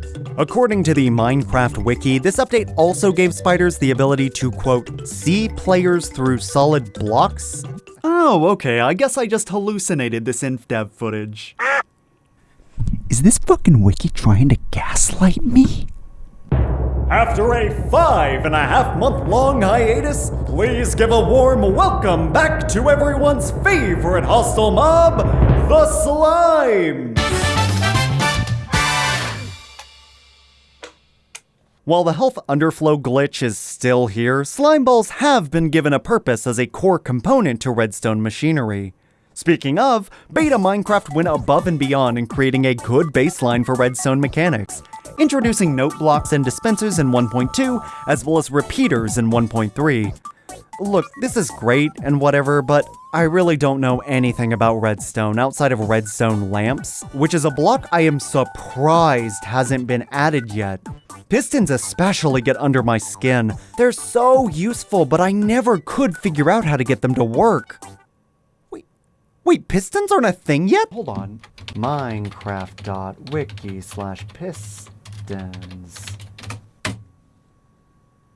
They were added in 1.7? Oh, these poor fuckers really are useless. Whatever, with redstone being such a prominent blind spot in my Minecraft repertoire, I'm promising myself that I'll make something with redstone before this project is over. Charcoal was added, there, we've covered it all. Shove it. I'm gonna cover my world progress after we cover the changes made from Beta 1.4 to Beta 1.7.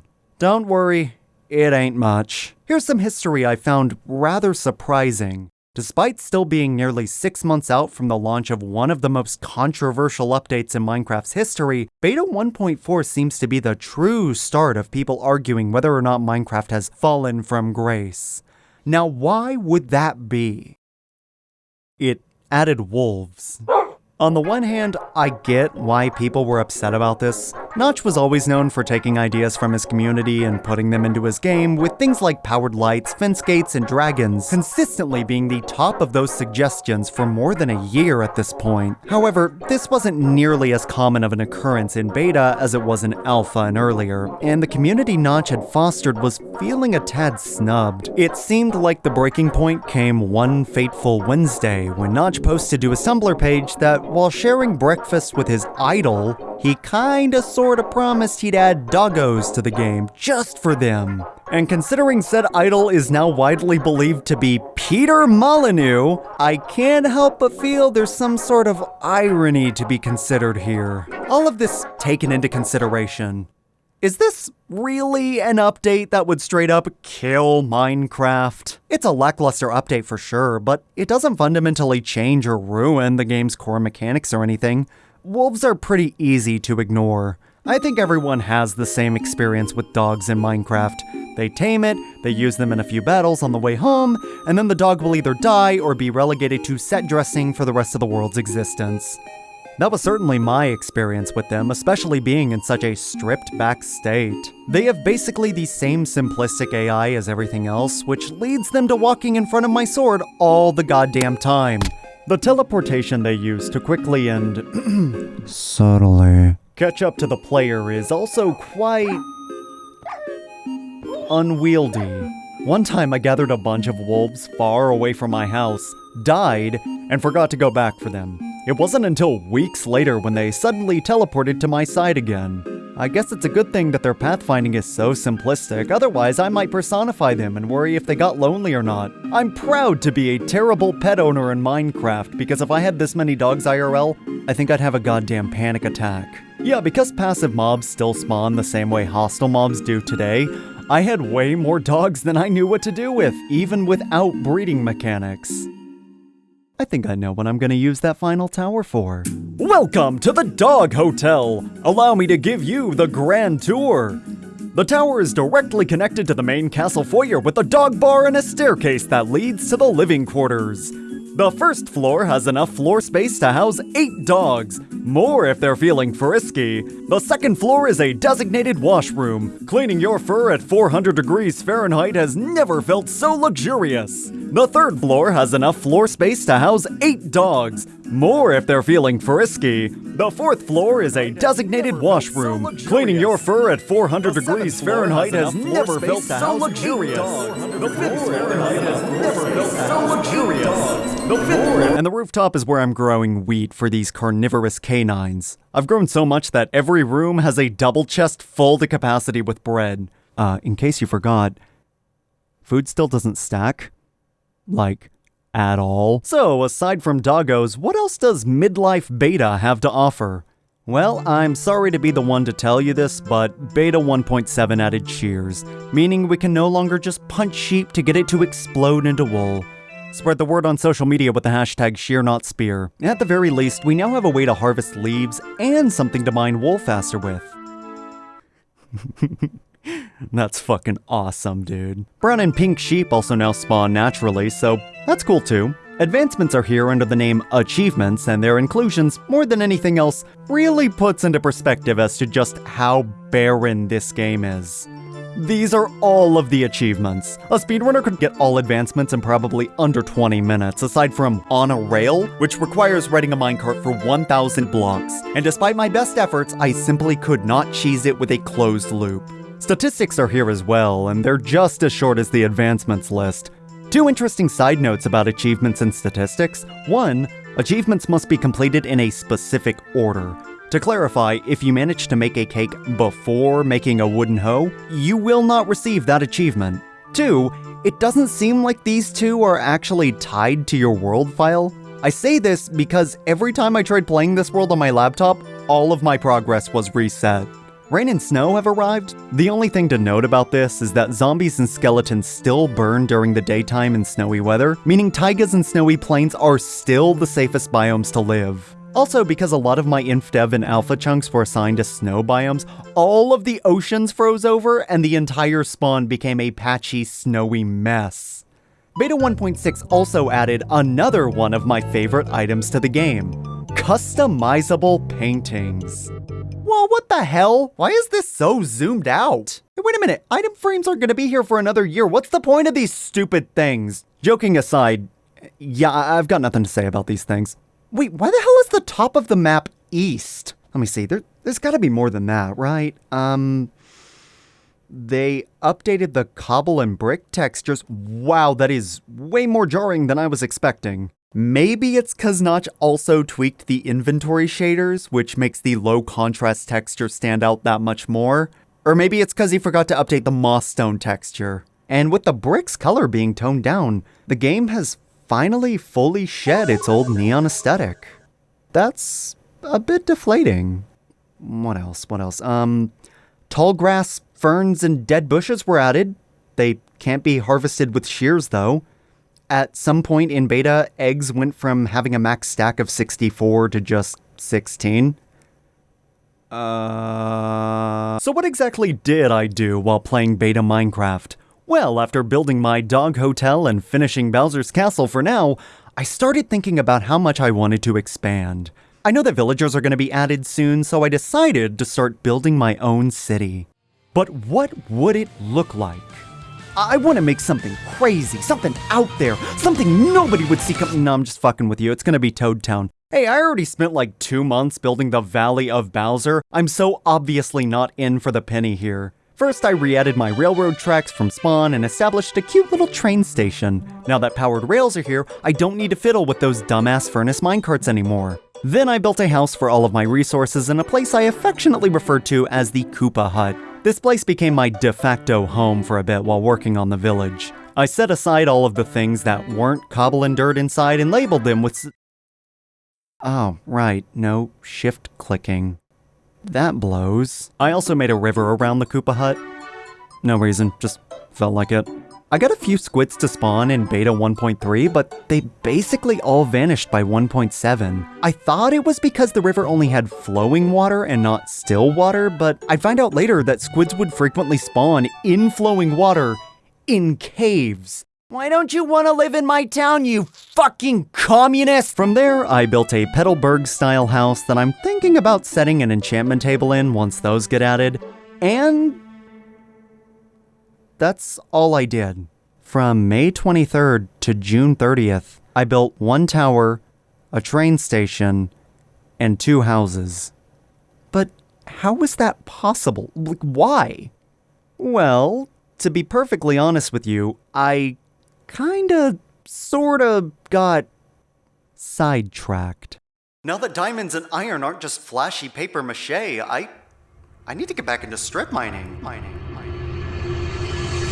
After finishing the dog hotel, I decided to finally get back into strip mining. Honestly, mining out that mountain was a really good way to prepare for this. When I inevitably got bored of excavating, I decided to just start making tunnels that ran from one side of the mountain to the other. Soon, those tunnels would become a grid, and from there, I'd make the spaces between tunnels smaller by adding more tunnels between those. And when the time came to break the 1-block wide walls between them, watching all of the work I completed merge together into one blank area of space was really satisfying. So, I journeyed off into one of those snowy tundras near my castle, picked a chunk to mine, and got to work. Once I hit Y6, I made tunnels that ran away from those shitty Infdev chunks, digging in a straight line until I inevitably hit lava. Then I'd just repeat the process. Once I had dug 4 tunnels with a combined length of 906 blocks, I suddenly realized something. Holy shit, I'm a fucking idiot! Why am I digging in a chunk from the Halloween update when beta added lapis? Blue is a primary color in Minecraft. Without it, my color palette was going to be missing 5 of the 16 colors. I already managed to get exactly 9 stacks of every other dye before even looking for lapis. I was kicking myself for making such a stupid decision. But I couldn't be too mad. Not when the payout was this fucking good. With tool durability getting boosted, it was goodbye stone tools, hello iron tools, and hello diamond armor. Thank God for all of these changes from that old Infdev system.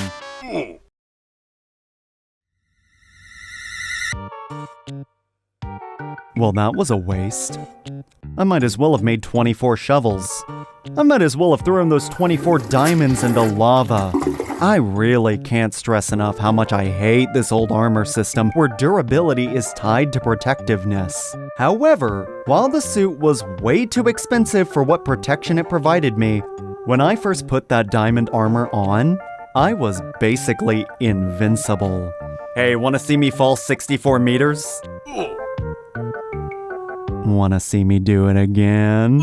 There's always this feeling that you want to make those first few hits count. Because if you just repeatedly fall 4 blocks, like I do when I'm building, it's gonna feel like you wasted it. Whatever, I held off on finding lapis until I built the things I mentioned earlier, and by the time I did get done, all 4 armor pieces had broken. Meh. Before getting back into the strip mine grind, I wanted to put in some roads with some street lights. Oh, God damn it.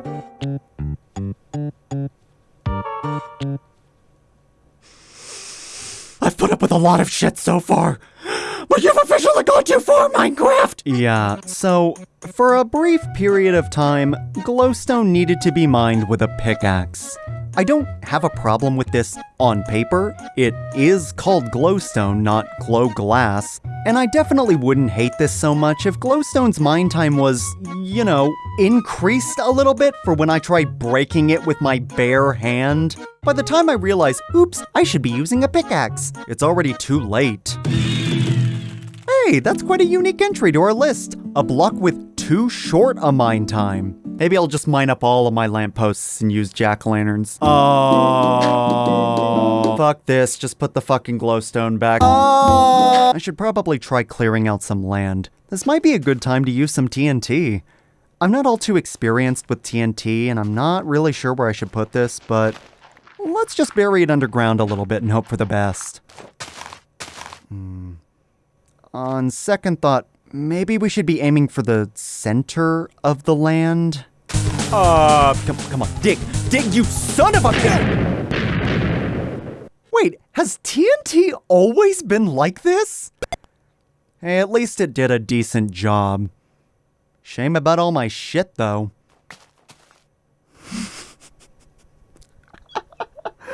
Holy shit, this game is busted and I love it.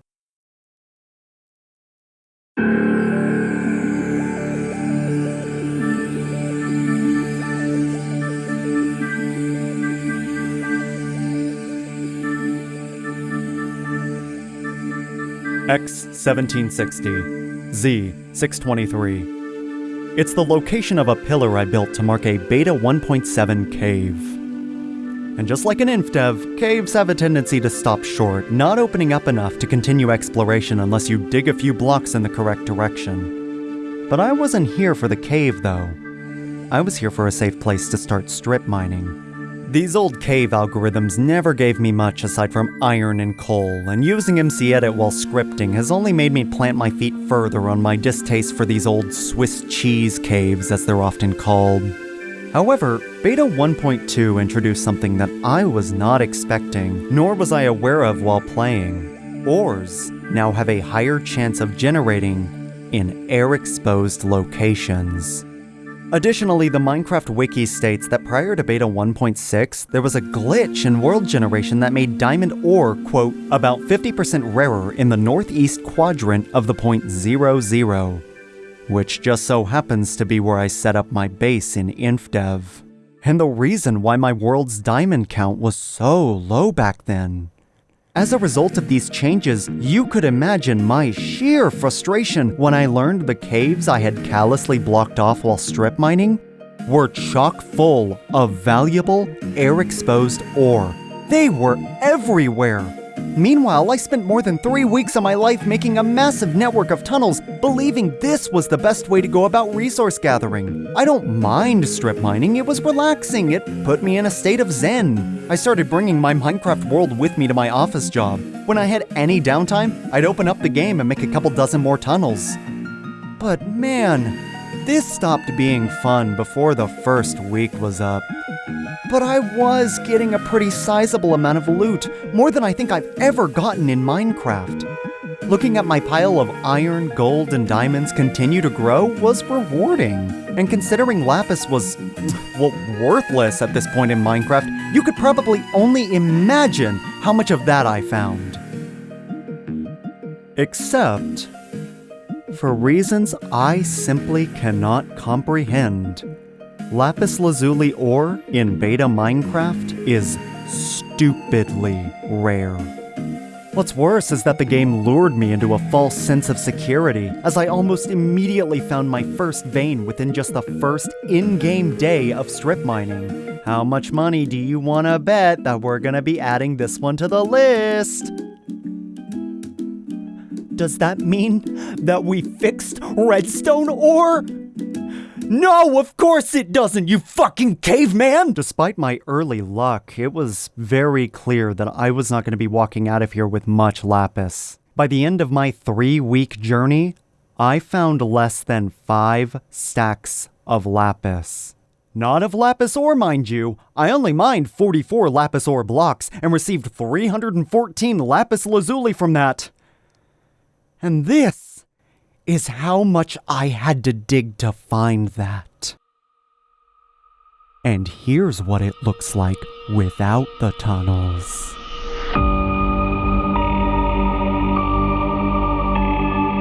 Remember when I whinged and moaned about mining 24 chunks?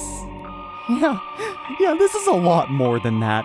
Although the tunneling strat cut down how much I actually dug by about 80%, I still dug my blocky little fingers through 1,300 chunks from Y6 to Y11. Alright, cut the horror music. I'm playing this up a bit, not because I was super deflated by all of this work. I mean, not finding a ton of lapis kinda sucked, whatever. But it's because I think doing something like this and being okay with yourself afterwards might have been grounds for getting a lobotomy in the 1900s. Which, I am okay with this. I may not have gotten a lot of lapis from this, but there is a silver lining here. And it's that I'll never have to go strip mining ever again. Here comes the money! Here comes the money! Money, money, money, money, money, money, money, money, money! 13 stacks of diamonds, 15 stacks of gold that I immediately turned into powered rails. Wow, that was really stupid. And 19 stacks of iron. Blocks! I am so satisfied with this shit, man. I got the strip mining bug out of me at long last. I played a video game for 3 weeks and I voluntarily dug out over 100,000 blocks. I don't care if the doctor says I can't go home. I have no regrets. No regrets. Excuse me. I said this before, but I think most of us know what's coming next. So why don't we talk about my closing thoughts on beta Minecraft before we dive into that? In my humble opinion, Minecraft Beta sort of peaked with 1.2 and 1.3, at least in terms of new content. It seemed like 1.4 through 1.7 was sort of coasting, I guess. And I'm not upset because Beta 1.2 set such a high bar. I understand not adding a ton of new content. The content present in 1.7 is perfectly acceptable. What I don't understand is why Minecraft didn't work to polish up what was already added. Slabs got overhauled during beta, that's great, that was a pretty buggy block, but what about stairs, chests, crafting tables and furnaces, and even redstone ore still take just as long to mine regardless of tool? Hell, half the glitches I mentioned from Infdev are still here over a year later. And the worst part, you know what the worst part of all of this is? It's that I still enjoyed my time with beta. Ugh, I feel so dirty admitting that. In a lot of ways, beta is a very bizarre version of Minecraft, in the sense that so many little things are far simpler in comparison to the official release, and yet I still find it really charming. Despite its simplicity, we've still come a long way from Infdev and early alpha. The only reason why I can't at least tentatively recommend beta Minecraft to people is because Better Than Adventure exists, a complete retooling of beta 1.7.3 with ideas from Minecraft's past and future re-implemented in cool new ways, and tons of quality of life improvements over the base game. Literally the only complaint I have with Better Than Adventure is that they replaced the IDs that use jack-o'-lanterns for a portal block, so now I just have a bunch of nether portal blocks scattered around everywhere. entering paradise? Oh, what the fuck? Can I sleep here? What about you? Will you take me somewhere different? Oh, son of a bitch. Oh, the sun is setting very slowly. I know this is supposed to be paradise. I am a wee paranoid. Oh, right, bed. Well, just... I won't go into too much here. Just watch Bingus Chando's video on it. And hey, if that isn't so much your speed and you still want to give OG Beta Minecraft a shot, go for it. There's nothing stopping you. Hell, there's an entire community that still plays Beta 1.7.3 to this day that'll be willing to reintroduce you to the game. It is a massive and very active community. That is really weird. Why is the so-called Golden Age Minecraft community so large? Why do so many people prefer playing these unpolished versions of Minecraft? And that mod I just talked about, better than Adventure? As in, better than the Adventure update? I've always seen that update as the version in which Minecraft became Minecraft. It was the version that first introduced me to this game, when the game first started popping up everywhere. Why do so many people have such a massive hang-up about this version? What is it, rose-tinted goggles? Is it contrarianism? Hipsterism? What is it? Oh, right, I can just literally find out for myself.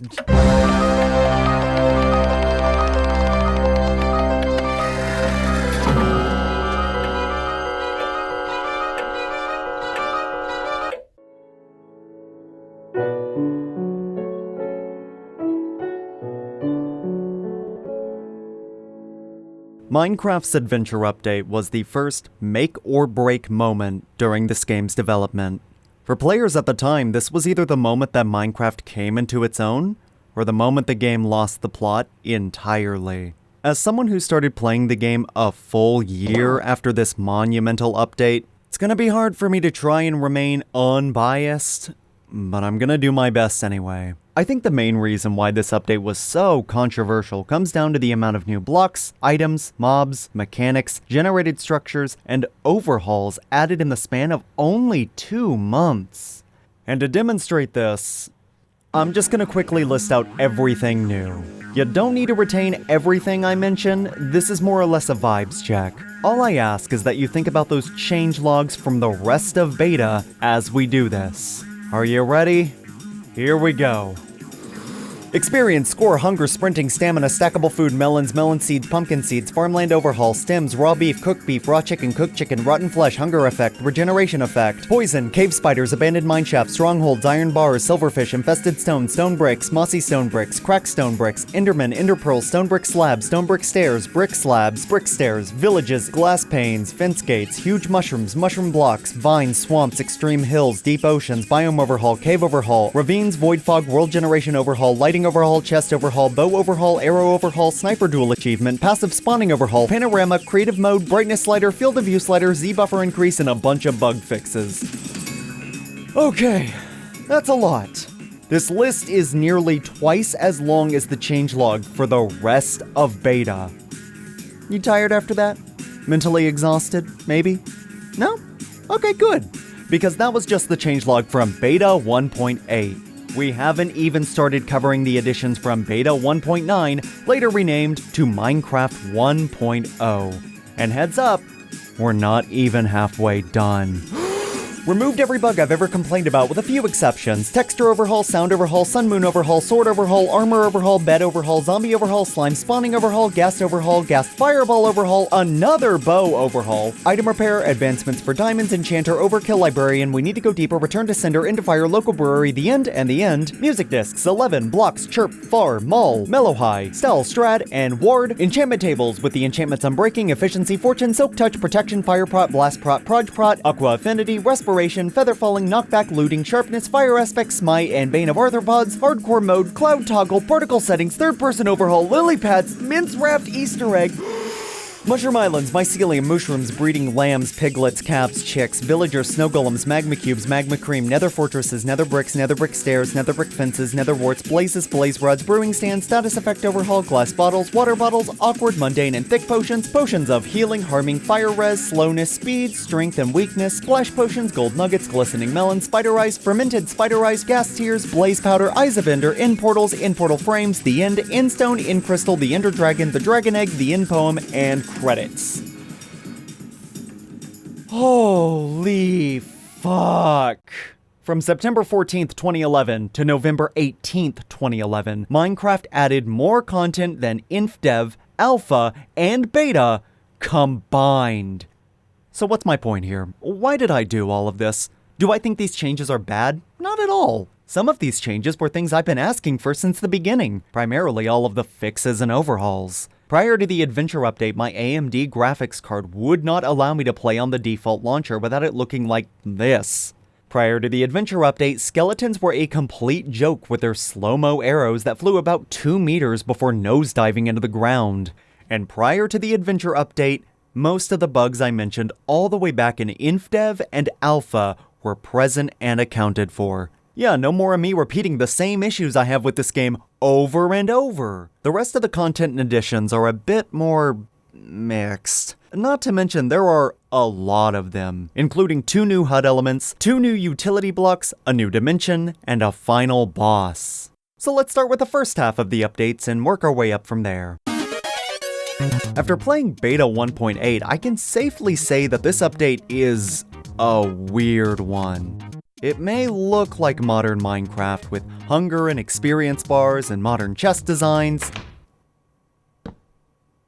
Yeah, okay. As well as lighting tweaks that feature smooth sunsets with a nice orange glow differentiating block light from sunlight that I've never noticed before. But make no mistake, this still features all of the same bugs, glitches, and design choices as the rest of Beta, including the old armor system. Fucking can't have shit in Detroit! Basically, it's like a transition period between old and new Minecraft, except the game kept all of the worst elements of old Minecraft and just added a bunch of new shit that doesn't make the game any better or worse, just different. Let's start with those new HUD elements, huh? Yes, experience was introduced in Beta 1.8, built off of the bones of the once-defunct point system introduced in classic survival tests. Even in Beta, when the player died, the game over screen would still try to give you your score. Emphasis on try. Don't get your hopes up that Minecraft actually does anything with this system. You gain experience orbs from killing mobs until you reach an indeterminate amount of levels, but they don't actually do anything. Enchantment tables still aren't going to be here for a few months. This is just the old scoring system with a fancy new bar. It's just the old system. With that out of the way, let's now delve into the far more interesting bar. No longer does food instantly heal your hearts, instead they fill the new hunger bar after a silent 1.5 second eating animation that then slowly replenishes health. Additionally, if the bar gets too low, you'll start taking damage, regardless of difficulty other than peaceful. Quick side note on the new animation, try holding food in your hand while hungry, then click both mouse buttons at the same time. The animation goes from vanilla to flamboyant. There's also a hidden mechanic that comes bundled with hunger called saturation, which is ostensibly a second hunger bar that the player is unable to see or directly fill. The only way you can tell if your saturation is depleted is when the bar starts twitching. I've never been big on this mechanic. I didn't even know saturation was a thing until I used Lunar Clan and its built-in saturation mod. I truly think nothing of value would be lost by showing this to the player rather than keeping it secret. The new mechanic also introduces another mechanic in sprinting. If your food bar is above 6 points, you'll have the ability to sprint. A mechanic Beta 1.8 does not want you using an excess. To demonstrate this, I stood at the end of my train station and sprinted roughly 300 meters to the end of the line. And when I got there, I was already hungry. Jumping and sprinting is basically a death sentence. Repeating that demonstration put me below the 6-point threshold that allowed for sprinting in the first place. The funny thing is, players at the time were concerned sprinting was going to make the game too easy, as any hostile mob could now be outran by the player. However, I think this implementation here is perfectly acceptable. It's not like mobs were ever faster than your walking speed to begin with, and like I said, the game pretty heavily punishes the player for overexerting themselves.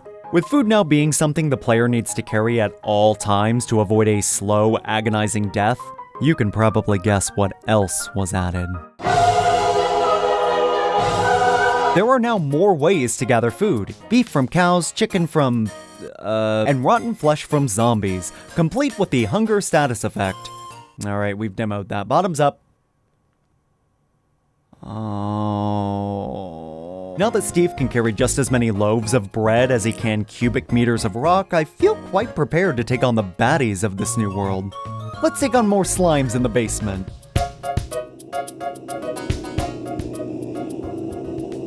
Oh, yeah.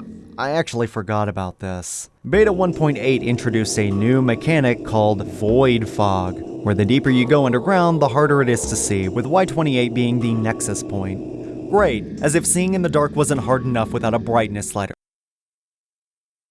Well, I'll be damned! Let's just go fight baddies outside then. There ain't much to cover out here, but skeletons and bows did receive some noteworthy changes. For one, bows were given a new design specifically for when they're being held by skellies. Not you, you still look like a dumbass. The modern bow charge mechanic is here as well. Shame about my Uzi. At least the bow still has infinite durability. As for skeletons, their accuracy has been toned down in exchange for faster arrows that they don't fire from the bow but launch from their neck holes. This'll definitely make monster infighting much more common, and will give me a much easier time hunting down music discs. Wait, where are you going? Enchanting may not have been added yet, but players did receive one improvement in regards to combat: critical hits. And the craziest part is that Mojang didn't nerf swords and axes to compensate for this new mechanic, meaning you have a chance to one-shot mobs like spiders with a well-timed strike from a diamond sword. While hostile mob AI is still pretty damn bad, wandering into cacti, not seeking shade, and only picking the most direct path when hunting down players, passive mobs were given a notable buff. They now run away after being attacked rather than standing in defiance. This is also the update in which passive mob spawning has been toned down considerably. They also no longer despawn, which encourages the player to value the livestock they have in the area, potentially breeding animals for extra produce. Except, breeding has still not been added, and sheep still don't eat grass to regrow their wool. So you're getting the worst of both old and new Minecraft together, where there's no way to build up a surplus of wool, pork chops, and steaks without venturing into the world and slaughtering everything you see. Looking over at blocks, there really isn't anything new aside from a crafting recipe for brick slabs and stone.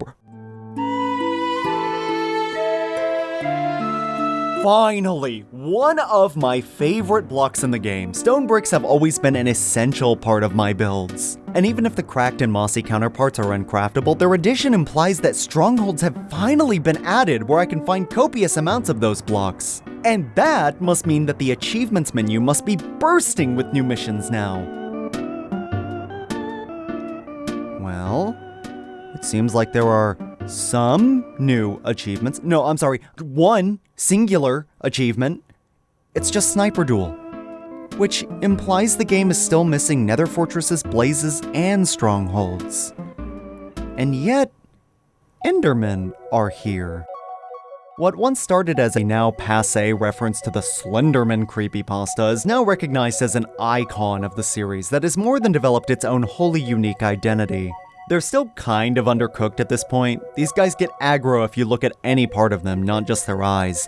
They're still hydrophobic, but they also burn in the sun. And because mob AI is so underpolished, they don't even bother trying to teleport away from either of these hazards. On top of that, they recycle the zombie sound effects. Their max health is half of what it is today, they can't dodge projectiles, and the ender pearls they drop do nothing. Despite their lack of polish, they can still detect the player from 64 blocks away, and they deal more than 5 hearts of damage in one hit. Beta Endermen are still very formidable foes that you do not want to scuffle with, at least during the nighttime. And then they got buffed. And then they got buffed again. Then buffed again. then buffed again, and by the time we get to the official release, there's no contest. Endermen have become the hardest mob in the game. If these fuckers were hostile instead of neutral, I'd be complaining, but the fact that they can be circumnavigated makes them a welcome inclusion in my eyes. Besides, being a full block taller than the player means they can be easily exploited in the right environment. The last changes made were to world generation, and these were also quite controversial. Let's get the little changes out of the way first. Taigas now spawn without snow or ice, and the ocean height has been decreased from 64 blocks to 63. Were these changes done to piss me off specifically? Cave generation was given a massive overhaul and introduced ravines, these canyon-like caves that can expose ore like gold to the surface. I love these things. Ravines have always been my go-to for cave exploration, and while I'm not much of a spelunker, I vastly prefer these new caves to these Swiss cheese nightmares. There's also a new biome in the form of swamps. God, I hate this biome. Its color scheme is not only ugly, but super resource demanding, and the grass color between it and other biomes is never smooth. Oh, oops, wrong footage. And yet what really shocked me was the discovery of something worse than my least favorite biome in Minecraft. I made a subspace bubble during the adventure update, which took me about 7,000 blocks away from 0, and it dumped me out on a tiny little island in the middle of a massive ocean.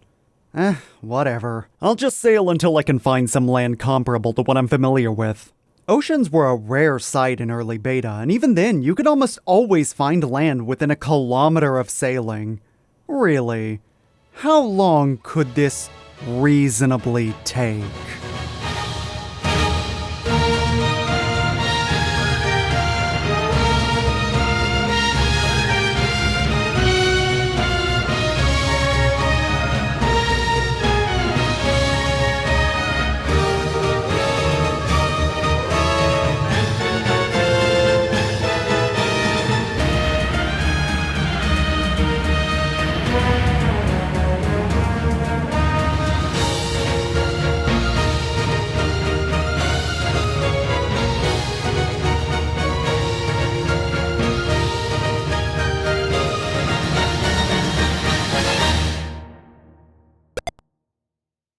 Leave it to Notch to include 2-scale oceans in his dumbass little block game.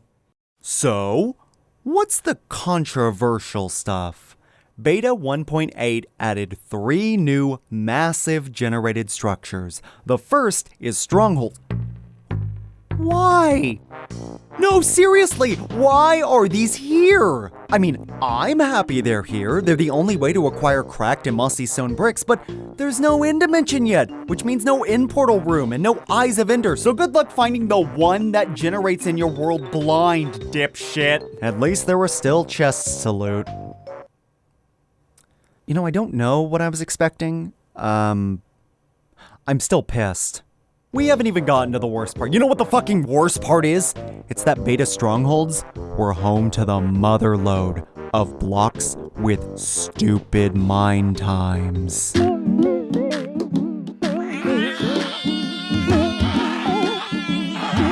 At least the nearly 3 seconds it takes to mine out stone bricks makes identifying infested stone bricks the easiest thing in the world.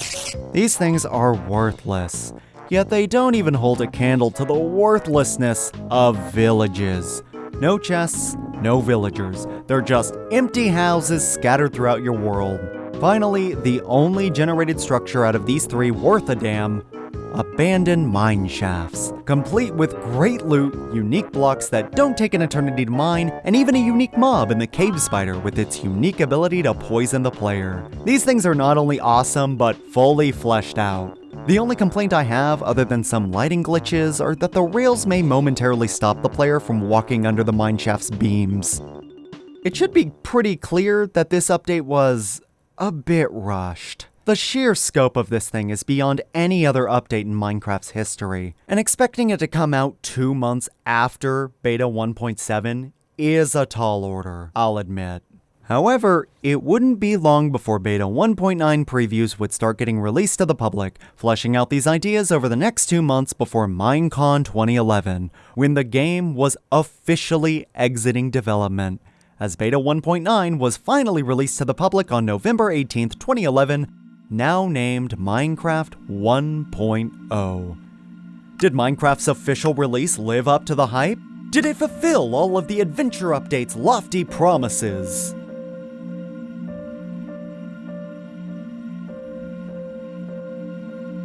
This is Minecraft. No, like, seriously. This is Minecraft. It's a very heavily stripped down version of the game, but playing through 1.0, it's almost indistinguishable from modern Minecraft. Pretty much everything I've ever complained about with this game is gone. All the weird design choices, all the bugs, all the lack of polish. They even accounted for every block's mine time. I can't believe it. They actually fucking did it. This is the moment Minecraft went from an underground indie game shared around on 4chan V-boards to the most successful piece of software in video game history. So why do people still hate this update? Let's circle around to the big question after delving into the changelog.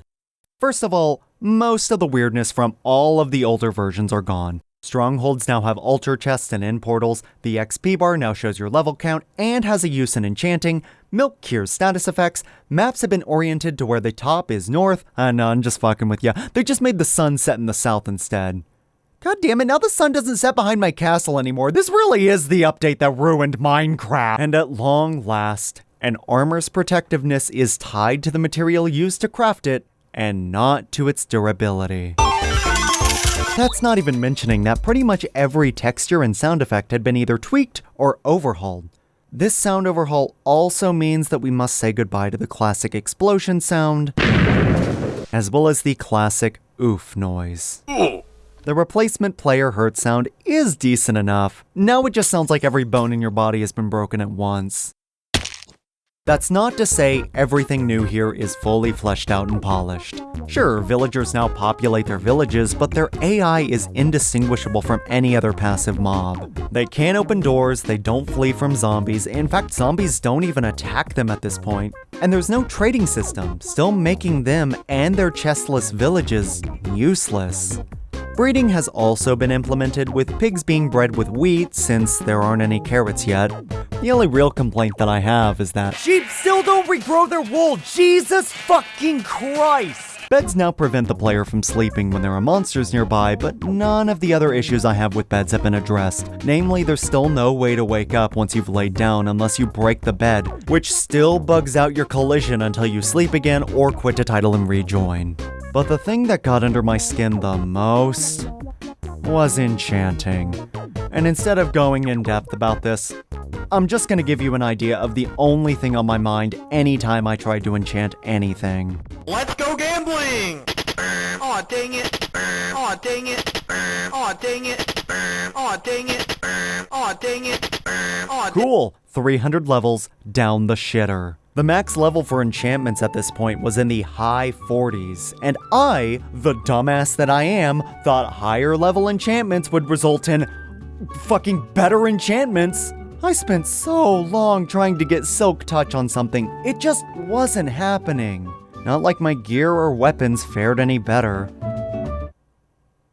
You can suck my entire ass. Aside from enchanting, the other new mechanic added was brewing, and I've never been a fan of brewing. I think it's because the system wants you to experiment and gives you no real pointers as to which ingredients does what.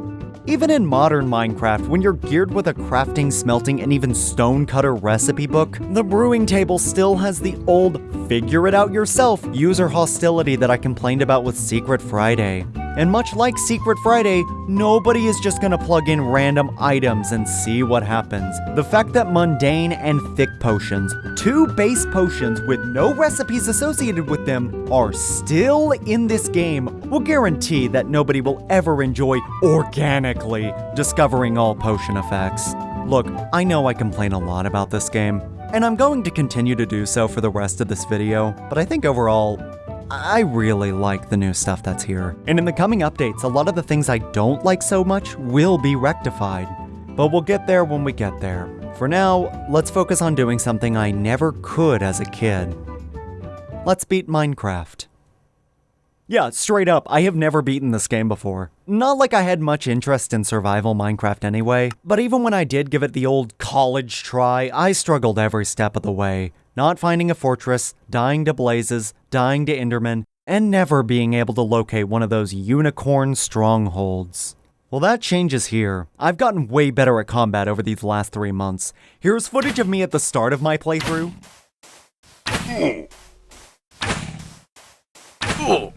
Here's me at the end of beta 1.3.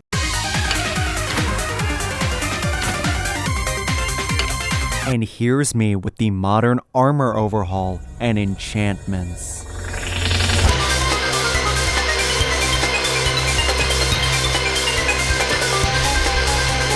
I am an invincible god now. I charge headlong with no fear. For all the years of sucking ass at survival Minecraft, I'm a little disappointed in my younger self. This game is really good at being intimidating, but as soon as your confidence goes up even a little bit, you'll find really quickly that Minecraft's hostile AI can't put up much of a fight. Oh, hello, human. Oh, who's that? Oh, I see you. Of course, this could always just be bias on my part. I'm not a big fan of Minecraft's old combat system. Most enemies can be defeated by just spamming the kill button fast enough, or just running away, or walking away. It doesn't help that the Adventure Update added so many new mechanics that boosts your confidence through the roof. Sure, 1.0 also gave mobs like the zombies some built-in armor points. It's not like it does much to make them any more threatening. This does fare better for the zombie pigmen, and since they now drop golden nuggets on death, there's actually a bit of an incentive to pick a fight with them. But getting the high ground with a bow, or again, just spam clicking, is more than enough to put them away so long as there aren't too many of them. That's probably why your sword takes damage when you swing at mobs with iframes, to disincentivize you from using a strat that trivializes all combat. Endermen are a bit of an edge case with their teleportation ability, but all it takes is a 2-block cubby to make them an absolute joke. Getting these pearls for the end portal only took as long as it did because of how rarely these fuckers spawn. I wasn't expecting to say this, but I think it bothers me that this game wants to incorporate all of these RPG elements into the game. Before, the combat was pretty much the same, but it was a bit more acceptable since the game wasn't bringing as much attention to it. If Minecraft wants to be more action-adventure oriented, the combat system needs to be reworked. Not something that makes the game necessarily harder, just more engaging. Because at this point, combat is straight up brain dead. At least, it's brain dead until your opponent has a ranged attack. And then you have to think about fighting or running, waiting for an opening, dodging projectiles, and using your environment to your advantage. Skeletons have always been my least favorite hostile mob because of how often I died to them as a kid, but now they're my favorite because of how dynamic fights can get with them, at least in comparison to other mobs. I mentioned the buffs that skeletons receive, and the fact that their aim is a little squirrelier is the biggest. Before, skeletons could never hit you so long as you just kept moving, but now it's possible to move into a shot that would have otherwise missed. They're still not super difficult, but they can be if you're fighting them alone without the proper running space to strafe around them. But they aren't nearly as interesting to fight as the new Nether mob, the Magma Cube. Fighting the new Blaze mob was the most fun I had during my journey to the end. The spawners hidden throughout these nether fortresses made them very plentiful, and being ranged enemies that could set you on fire made them engaging opponents. This would not be nearly as fun if fire still dealt 29 ticks of damage like it did in beta 1.8 and prior. But it's still challenging because you can't directly replenish your hearts unless you have a potion or golden apple. The 15-second recharge time meant that you had to be fast when taking them out. Go with the sword when they're low to the ground, and use the bow only as a last resort since they don't rapid fire anymore, and now they have limited durability. Most importantly, know when to cut your losses and duck for cover. I set up an enchantment table to grind this spawner, that's how much fun I was having. I didn't spend very long doing that though. I'll give you 3 guesses as to why. Here's a hint. Aw, dang it. We've got everything we need for the stronghold. Now it's time to find it.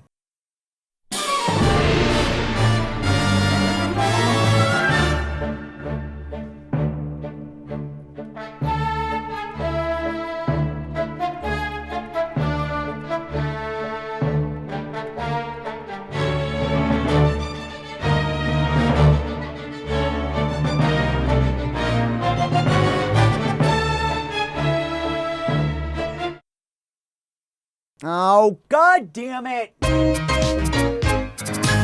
Wow, that blended together rather nicely, actually.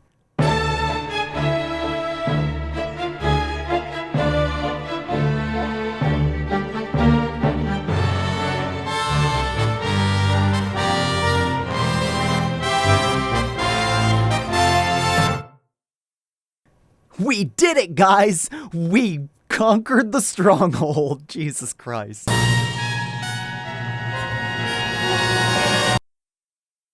Alright, oddly silent portal you got here. Kinda lacking the grandiose that the nether portal had, but whatever. Yep, just as anticlimactic of an entrance as ever. Oh, come the fuck on! Alright, I need to actually get out of here this time.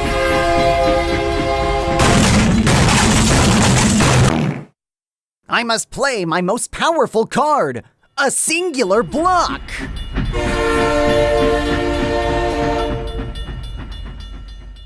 So it seems like the dragon works slightly different than it does today. Commemorations are in order for Minecraft holding off on adding a dragon until now. This was definitely the most highly requested addition in Minecraft history, and to have it be the final boss was definitely the right call. I mean, it would've, if the boss fight was good. It's not. I made quick work of the dragon's healing crystals and placed myself in the optimal position. It's time for the ultimate showdown! Face me, you foul beast!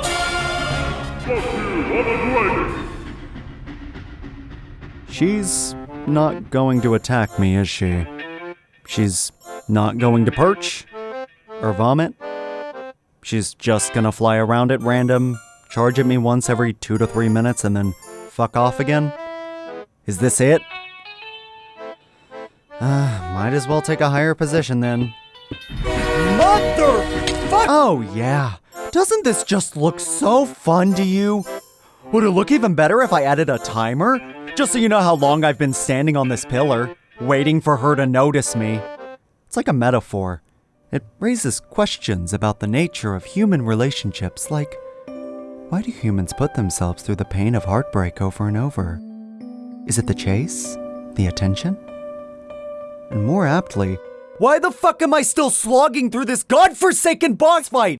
Fucking notice me! maybe if there were some pomp and circumstance to distract me from how lame this is? Some music? A cutscene? Fucking anything? This is so bad. I've been willing to put up with a lot, make excuses for a lot of shitty game design choices, or at the very least give a detailed explanation onto why I dislike something. But this? Do you need me to explain why this is awful? The timer's doing more work than anything I could say about this. Fucking finally. The dragon just plops the exit fountain wherever she dies. Could've saved me 20 minutes had she just fucking perched. Holy shit, that is a lot of XP. I think that's like twice as much as what it normally is? Cool, looks like I can get 2 whole high-level enchantments now. Aw, dang it. Aw, dang it. So that sucked. What do you say we cover some building progress? Despite having a clear objective for this update, I actually feel like I got more done in the adventure update than I did in the rest of beta. I decided to spend some time in beta 1.8 making a practical addition to my Bowser's Castle. I'm super tired of dealing with hostile mobs spawning in front of the castle's entrance, so to spawn-proof it, I set slabs all over the ground. And then I put a long wall around the perimeter, as well as 2 guard towers for the entrance where I can smelt all of my ores. Now what about inside the walls? I'll get back to it in my spare time. There's actually quite a few directions I can go with this in the future. This is giving me maybe an Ocarina of Time or Chrono Trigger vibe more than Mario. Maybe I could transform this into a millennial fair of sorts. For now though, it's spawn-proof and that's all I was hoping to accomplish, so I'll just come back to this in my leisure. It's time that I show you the worst build I made for this project. Yeah, after I found all of those ores during my lapis hunt, I really got the urge to make one of those tacky diamond houses that everyone builds at least one of in creative. But since I didn't have nearly enough diamonds for something like that, my 19 stacks of iron blocks would have to do the trick. The design is the King's Castle from Super Mario Bros. 3. I didn't want to have to use wool or snow for this, so iron blocks would fit just fine for the body, and then obsidian for the outline. Why did I do this? I'm not a fan of the outline, but by the time I realized that, I'd already poured and cooled 27 buckets of lava, and there was no fucking way I was mining all of that. And because I had learned my lesson from the Bowser's Castle project, I was determined to make this castle recognizable from the front. If I'd built it the same way I did Bowser's Castle, it'd look like this. But from the ground, it looks way shorter than it actually is, so I elected to build it like... Oh god, I'm a fucking idiot. Of course, you may see the logistical failure here that I so callously missed. Is that tower really only comprised of 19 stacks of iron? No! No, it is not. The entire backside is just snow. And I also tried to make extra stripes run across the building that matches the train station spire and those at the castle. Even after cutting all of the corners I could, I was still short by almost 300 iron blocks. So those were also just snow blocks. Maybe before the world is finished, I can just replace the snow with iron or quartz or something. But enough about the not-so-great outside. Let's take a look at the inside. Here's the throne room where I set some extra doggos I tamed. Oh, this ruler is just begging to be assassinated. Entering from the left side of the castle leads us through this Super Mario 64 section, up the stairs into the second floor for all of my brewing. Above that is the library with my enchantment table and some chests for enchanted books when those get added. For the time being, I'm still going to use that Petalburg house for enchanting since it's in a bit more convenient of a location.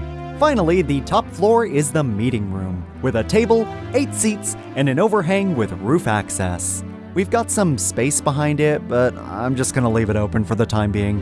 Maybe we can have some of Bowser's Doom ships in the back or something.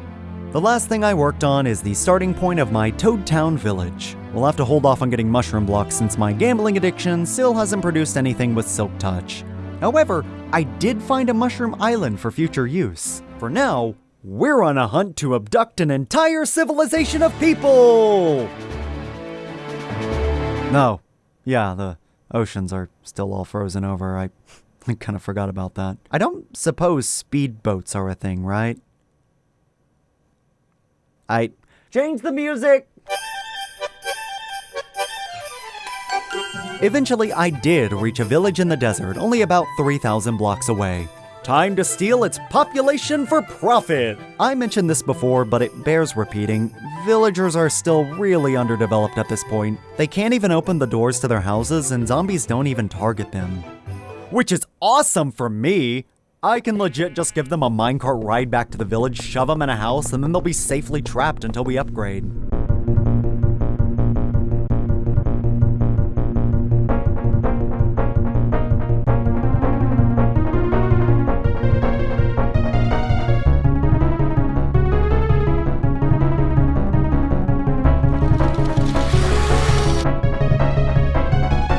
Oh, god damn it, god damn it!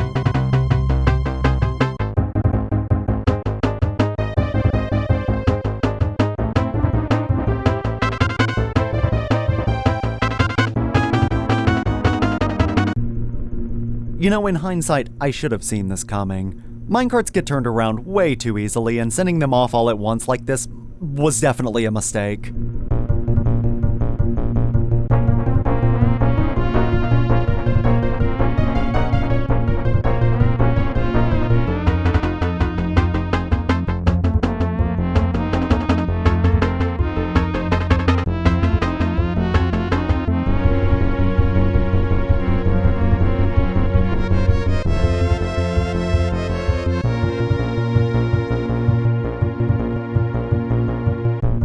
Awesome. All of them are here. Now we just need to guide them to the house. Be free!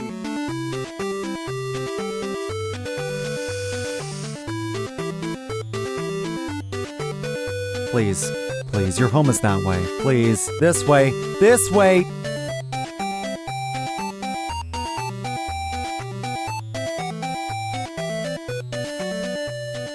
Cool.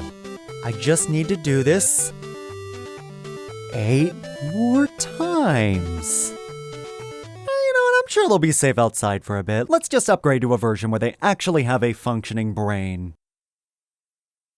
So that's it. That's the adventure update. The controversial update said to be the end of Minecraft's golden age, but also said to be the most important update in the game's history. I tried to make this as clear as possible in the intro for this chapter, but man, a lot has changed. Something that I didn't focus on that much was the game's shift towards more action-adventure-oriented gameplay. With mechanics like hunger and experience, there's more of a focus on upkeep and grinding than the rest of the game's history. There's also a higher ladder to climb in regards to tools and armor, with a variety of enchantments to learn as well as a bit of trial and error to see which ones work best for you. On top of this, the concept of an endgame at all, while not a vital thing to experience, can be something that nags at a player, telling them that they're missing out if they don't complete it. And look, when I covered a controversial change like wolves, the big point that I came to was, this doesn't really change the base game, and if you just want to focus on building, you totally can. But I'm a bit more iffy on just laying a blanket statement like that on this update. Back in Infdev, I praised the simple approach Minecraft had, saying that the game had no real goals or expectations for you. But is that really the case anymore? Did beta's achievements not set goals for you? I mean, kinda, but half of these were just silly side missions like win pigs fly, and others were things that you were probably gonna get from just playing the game normally. Now with the adventure update, there's a big primary branch in this game's achievements with tons of things you must actively go out of your way to achieve. Are these things the game expects you to achieve? And do they distract from Minecraft's core appeal? What about earlier than beta? Did this game not always have expectations for you? Diamonds were the game's end goal, right? You wanted to get diamond tools, a diamond sword, diamond armor. Was that an expectation the game held for you? Well, considering how easily those tools used to break prior to beta 1.3, I don't think so. Once those tools, that sword, that armor broke, then what? Did the game expect you to drop everything to find more? If you had gotten accustomed to the speed of diamond pickaxes as opposed to iron, would that have been incentive enough? It certainly wasn't for me. For most of my time playing in Infdev and Alpha, I stuck with stone tools and barely wore armor. But with the enchantment system added, tools with efficiency and unbreaking are the new roof. And the jump between an iron pickaxe and a diamond pickaxe was way smaller than the jump between an unenchanted diamond pickaxe and one with efficiency 4, unbreaking 3, and fortune. Sometimes I did feel compelled to just stop working on my builds to replace that enchanted pickaxe when it broke. I certainly don't feel okay with using stone tools anymore now that I've reached these new heights of speed and proficiency. And sure, if you don't want to deal with the hustle and bustle of this new and improved survival, there's always creative mode, newly added in beta 1.8. But, and I'm gonna say this as someone who only played in creative as a kid, why would you? What's the point? To make cool builds easier than survival? Why not just use MC Edit? Better yet, why not just use a medium that people actually respect? Make a drawing or a painting or a 3D model or an animation. Why would I spend my time getting talented at making art in a video game when I could be developing a skill that could one day pay my bills? Oh. I think I just remembered why I stopped playing this game as a kid. Maybe child me should have considered whether it would be rewarding to stop and smell the roses, as it were. To take a break from the real world and just enjoy the game. I know I may be too much of a workaholic to see the value in building a world straight from my imagination, within a world from someone else's imagination. But am I really alone in that feeling?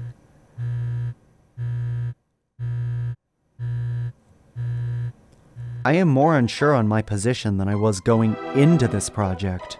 And the funniest thing is, I thought I was sure of my thoughts when I finished playing the adventure update. Going into this section after slogging through old Minecraft, I was ready to just make fun of the people who stopped playing this game after beta 1.7. Haha, your favorite version of Minecraft is a bug-riddled mess. Haha, your redstone ore takes 4.5 seconds to mine with a diamond pickaxe. Haha, your stairs turned into solid blocks when they're mined. Haha, your lava deals 15 hearts of damage if you so much as look at it wrong. Etc., etc. But maybe that's just preferable to these players than the alternative. It's preferable to the game that seems more focused on being a bog-standard action-adventure game with a world manipulation gimmick, as opposed to a simpler game when that gimmick is the focus. I may not be able to come to some objective conclusion on any of this, but what I do know for sure is that it must suck to have not liked the adventure update. Could you imagine? It is 2011, and you're watching as this subversive, quaint little indie game you love deviates away from the thing that you love most about it. And that one wrong turn is celebrated as the moment the game was finished. And this wholly different game goes on to be heralded as the most important video game of the decade, or the century, or of all time. I don't know if anyone like that exists, or actually feels snubbed by it. But if you're out there, I'm sorry. There's still a community out there that may share your pain. They're waiting for you, willing to welcome you in with open arms, that agrees the golden age of Minecraft ended with release 1.2.5. Oh, what the God fucking damn it, I have to fucking coddle these stupid dipshits now. My little block game isn't the same as it was when I was a kid. Fuck you. I'm so sick of this fucking project. I need a break. My fucking voice is giving out on me, dude.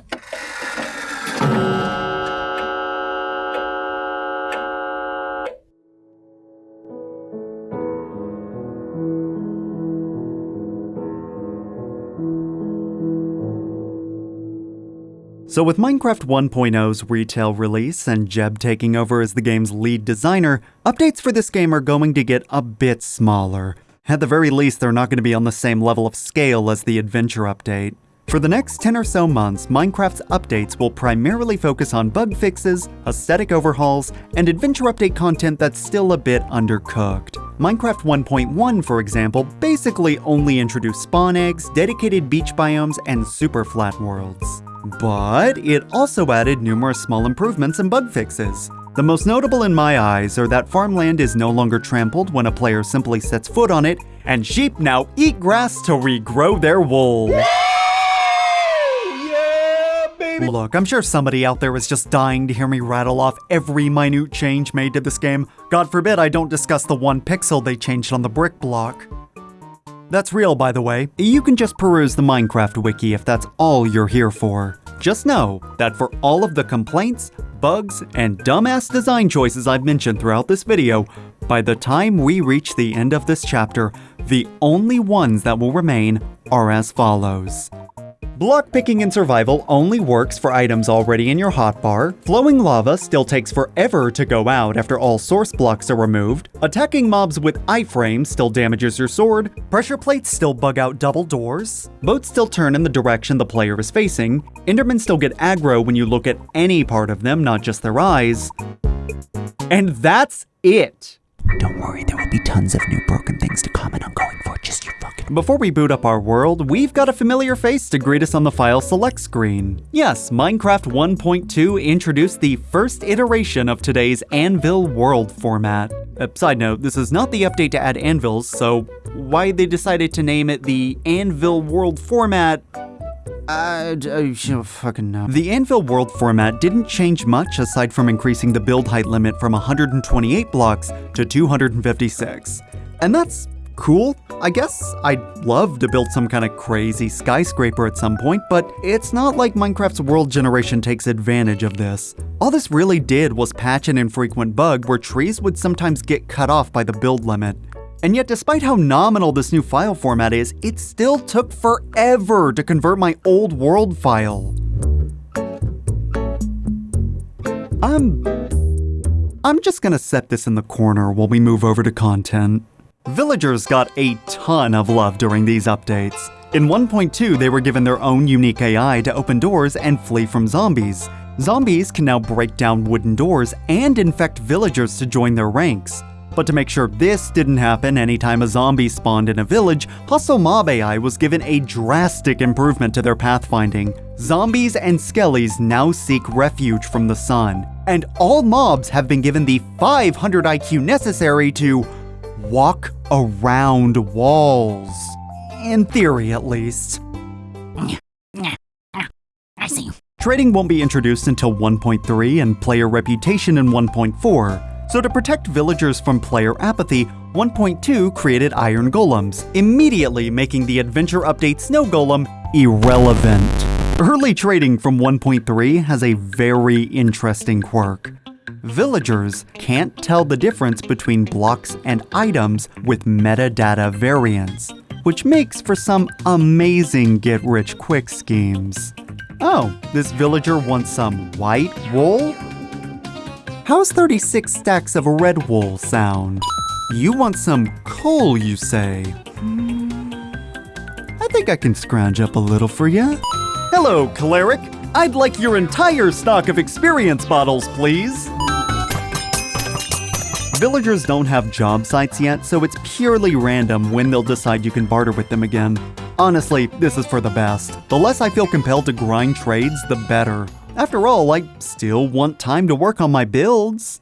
Enchanted books were introduced in Minecraft 1.4 alongside anvils. As much as I'd love to complain about the too expensive mechanic, I'm just over the moon to finally have something with Silk Touch. Time to start making my Toad Town out of genuine mushroom blocks. What the fuck am I holding?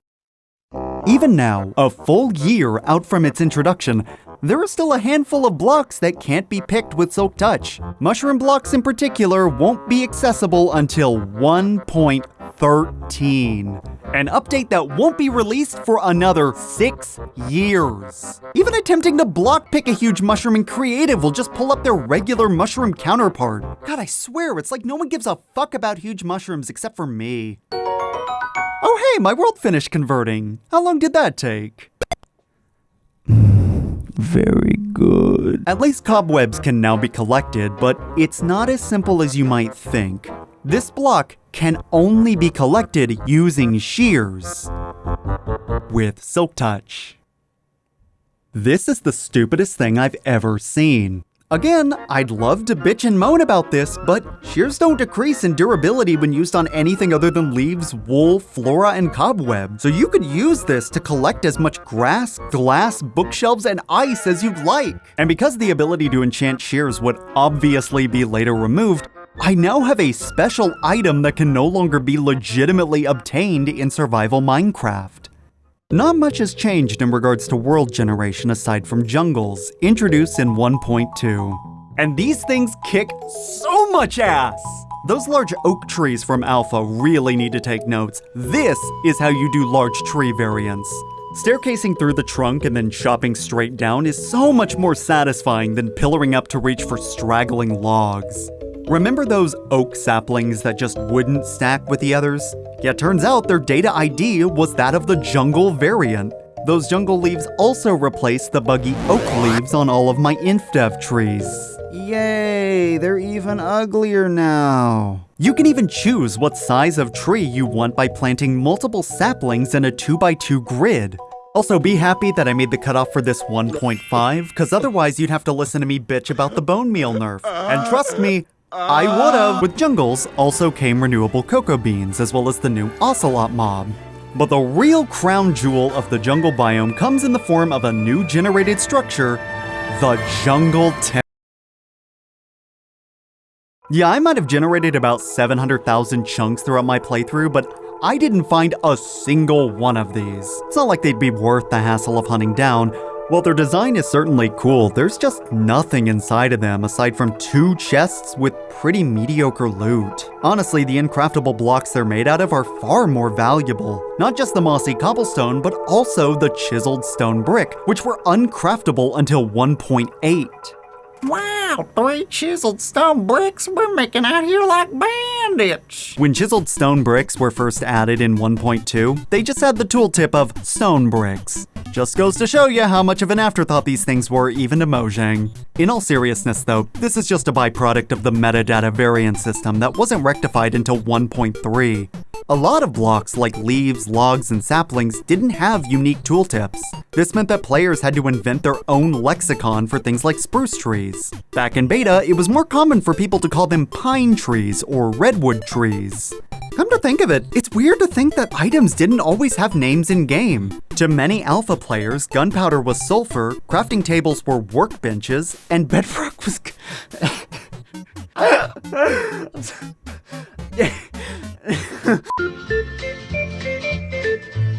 Bedrock was called adminium.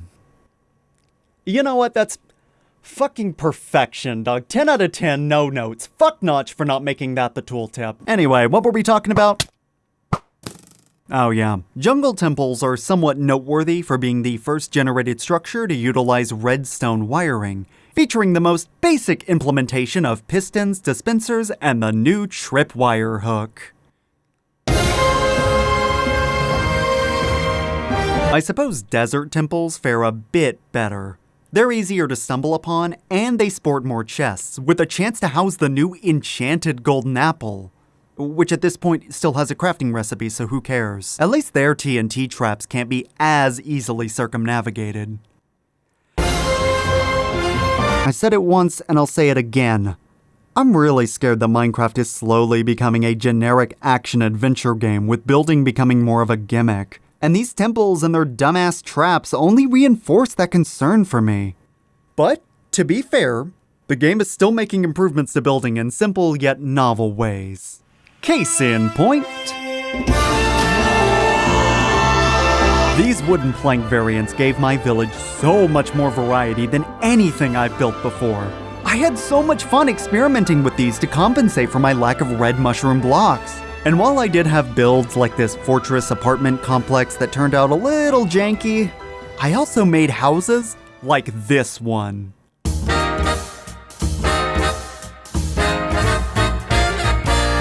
The new corner stairs added in 1.4 made this design work way better than solid plank blocks would have. The interiors also look pretty classy with these new upside-down stairs and slabs for the walls trimmed. After flushing out the rest of my village, I'm really happy with the results. This was super fun, and having villagers to live in them almost made me feel like I was accomplishing something with these builds outside of something to show off for this YouTube video. But I've gotta be totally honest with you. By the time I got done with the adventure update, my interest in this project had hit an all-time low.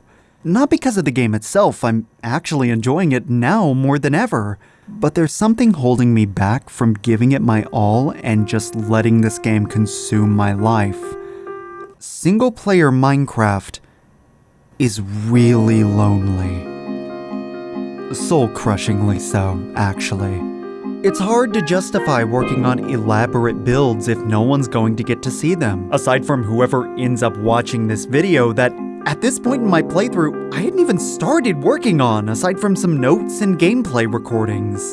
And there's only so long you can convince yourself that these villagers provide real companionship before it becomes sad. And as much as I'd like to set up a server, the process for doing so is so convoluted. But then, Minecraft 1.3 came out, and with it came a new little button in the pause menu. Open to local area network. Now, anyone who's on the same network as you can join your single-player world. The question is, Who should I get to join me? This is my little brother, and he's gonna be popping in and out of this video from now on. With him around, I no longer have to come up with funny things to say while scripting.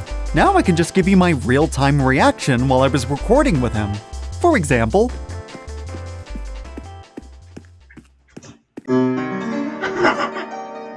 What happened? I swear to God, if this kills me, I'm not dead. Go near me. I'm still in the mine cart!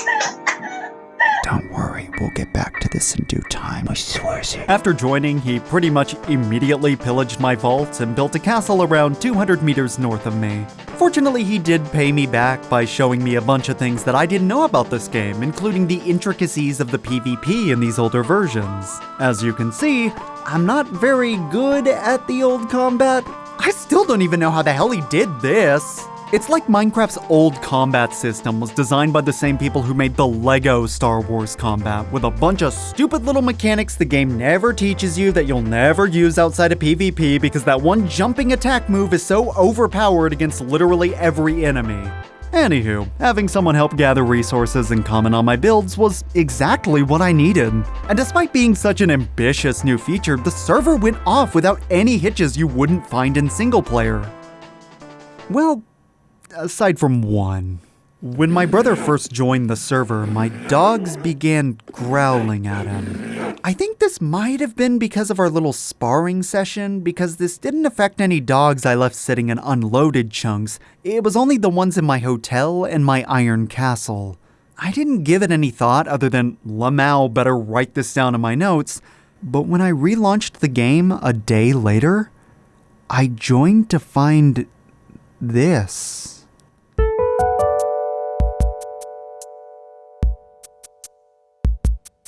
All of my dogs had despawned, 3 on the throne and 82 in the dog hotel.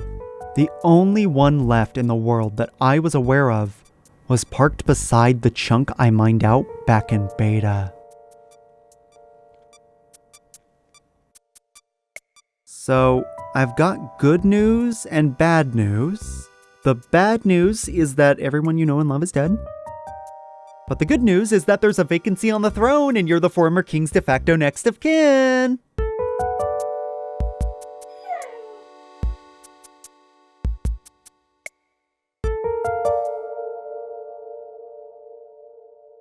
Minecraft 1.4 became one of my favorite updates before I even booted it up, because from here on out, every update, regardless of size, will have a name aside from their version number, with 1.4 being more commonly referred to as the Pretty Scary Update.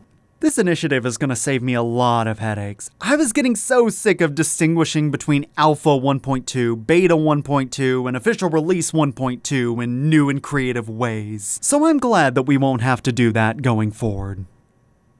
Oh shit. This update follows up on a promise by Jeb, who mentioned that he wouldn't be adding any more boss mobs until he made the Ender Dragon, quote, more fun first.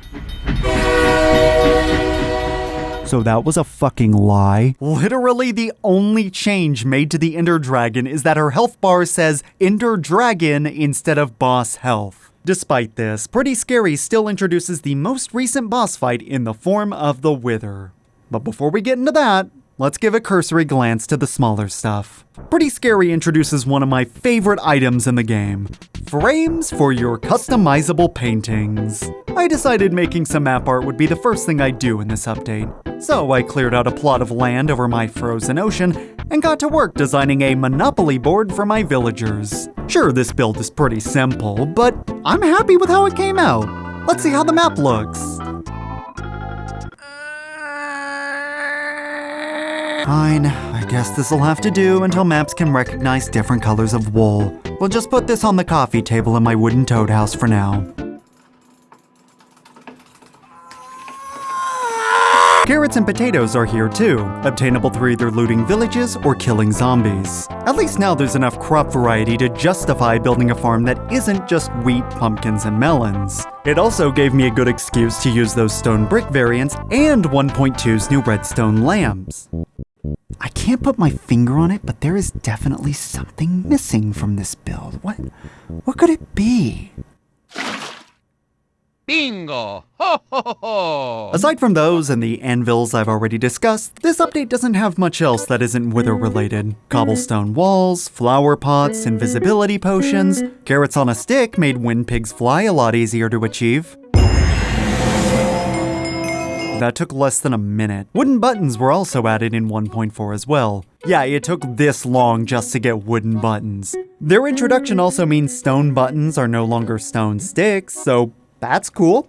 Ooh, I really shouldn't have said wooden buttons plural. That implies that there are multiple types of wooden buttons. Yep, despite the addition of wooden plank variants, there still aren't any new fences, fence gates, boats, doors, trapdoors, signs, or buttons. Speaking of things not in the game yet, I'm kinda surprised nether quartz wasn't added in this update. It's a pretty decoration that can only be found in the scary hell world. I mean, it seems obvious to me. Then again, that item was primarily designed with redstone in mind, so I suppose it makes sense that it was released with the redstone update.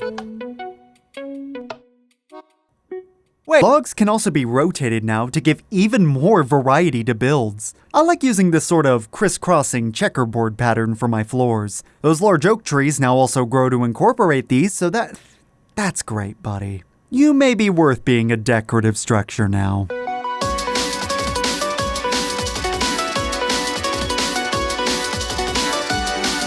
Oh no. This is gonna take a while.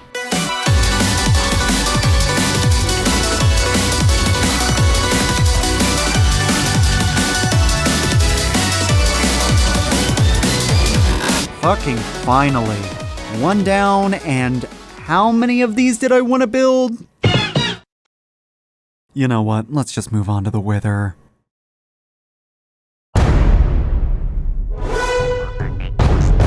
I know next to nothing about this thing. All I know about it is the wither effect and that it attacks all living mobs, not just the player. I'll have to keep that last point in mind. Armed with a looting 3 sword, I built a fast travel system to my nether fortress and began the search for wither skeletons. These tall, bony boys deal a poison-esque status effect to players similar to the cave spider. However, unlike cave spiders, the wither effect doesn't have the mercy of leaving you on half a heart. Also, unlike cave spiders and even blazes, these guys don't have naturally generated spawners, meaning you just have to get lucky enough for them to spawn nearby. And considering I built my base in a quadrant with notably less diamonds than the rest of the world, found next to no lapis after 3 weeks of strip mining, and struggled to get even a half-decent enchantment in 1.0, I think it's safe to conclude that I have horrendous luck with this game, and that trend certainly won't be broken here. I'll be blunt, this was an annoying grind. Wither skeleton spawning is so inconsistent. Sometimes I'd go minutes on end walking up and down the fortress corridors with not one of these bastards in sight. And other times I'd turn a corner and be ambushed by 4 of them. To make things worse, Blazes love playing Secret Service for these guys, despite the fact that I made sure I broke all of their spawners, so I guess they just spawn naturally now too? Look, I'm sorry, I moved on to farming Enderman a long time ago. You need to move on. It took about 2 hours for me to get 1 skull. But didn't you say you had a looting 3 sword? Yeah, well guess what? Looting doesn't apply to wither skulls. All my enchanted sword really did for me was clog my inventory with oodles of stone swords, bones, coal, blaze rods, magma cream, and whatever other random bullshit I picked up along the way. I got so bored waiting for more to spawn that I just started picking fights with pigmen just to kill some time. At least now I can craft some golden apples for the boss fight, assuming I get the rest of the fucking skulls! So after like 3 hours of grinding, I think I figured out some tech. Me running up and down the entire fortress didn't seem to be working, so instead I switched to running up and down the same hallway over and over. And believe it or not, this actually sped up the process by an order of magnitudes. I left my fortress with all 3 skulls in my possession in just under 5 hours. Where should I build this thing? The Nether's an obvious no-go because of how cramped it is, and the overworld was something I wanted to keep pristine for future builds. The end seemed like the obvious answer. At this point, it's basically just a big desolate arena in nothing space. But the thing is, the Endermen might complicate things, at least more than they did with the dragon. But, since they're not undead mobs, it's likely they'll serve as a distraction for the Wither to attack while I cheap shot it from a distance. Then it's settled! To the end!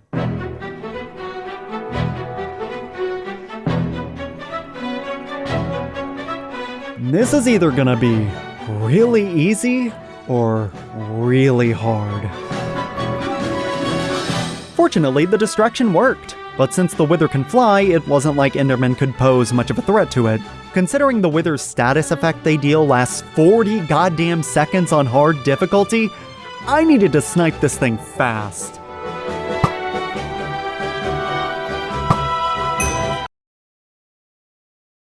It's standing right behind me, isn't it? Fortunately, with all of my golden apples on hand, grinding this thing's health down really wasn't much of an issue. At least not until the second phase.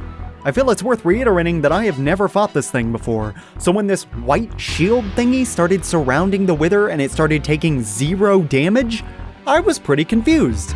So, in a moment of sheer panic, I buried myself underground, ate a golden apple, and did what I always did in situations like this. Well, this is gonna suck. I got my health back up to full and prepared to emerge from my cubbyhole for round 2. What happened next was something I should have seen coming, but it's still easily the second funniest thing I saw during my playthrough.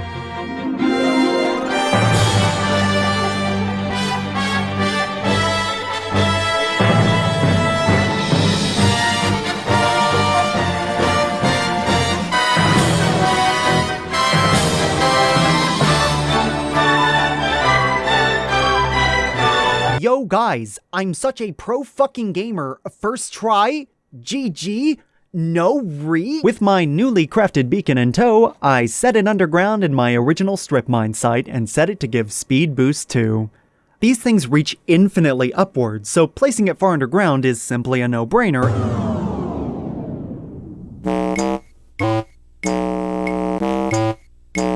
In all seriousness, these 4 updates are fine. They're just fine. Their goal was to further flesh out some elements of the adventure update, and they certainly achieved that goal. Looking back at these versions in retrospect, there's obviously not much going on here, nor is there much to comment on in regards to their new content.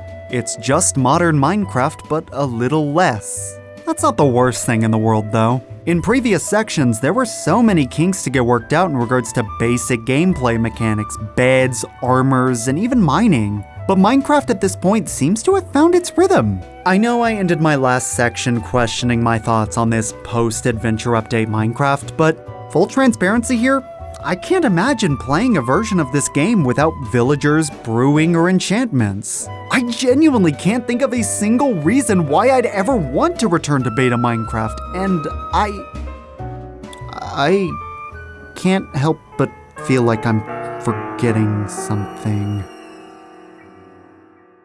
Let's address the elephant in the room here. The cliffhanger I ended my adventure update coverage with. The fact that the golden age of Minecraft, supposedly, for realsies this time, ended with the release of Minecraft 1.3.1. Now, I know what you're thinking. Why would anyone think this? It seems like every change I've covered in this chapter ranged from mediocre to fantastic. What could have possibly been added to end the Minecraft golden age?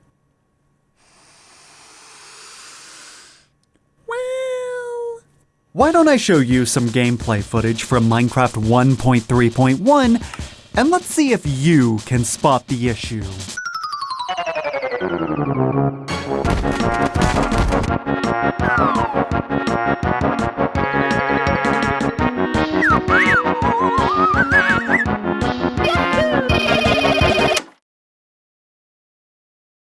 Would you believe me if I told you this wasn't as bad as it looked? First of all, that montage only showed one bug, an exclusively visual bug that was mostly fixed by the Pretty Scary update. It certainly didn't kill the game so much as it caused the game to stumble a little bit. Second, the idea that Minecraft 1.3.1 is the cutoff point for the Minecraft Golden Age is not a common sentiment, not even for the subreddit. Most of these players stick to versions before the adventure update.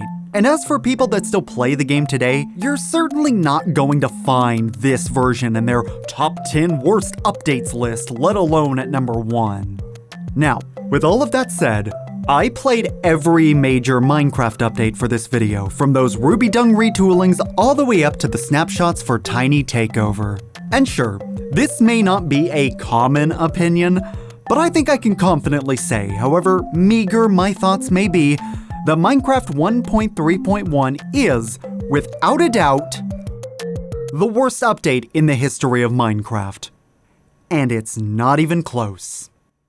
Things that worked just fine before, like beds instantly changing the time from night to day after sleeping, squash and stretch animations from mobs like slimes and ghasts, even things like entity collision, vanished in this update, and they haven't been fully fixed since. Did you know that dragon eggs used to leave behind a trail of particles to show you where it teleported off to? Or that the player herc cam was designed to tilt away from the position of your attacker?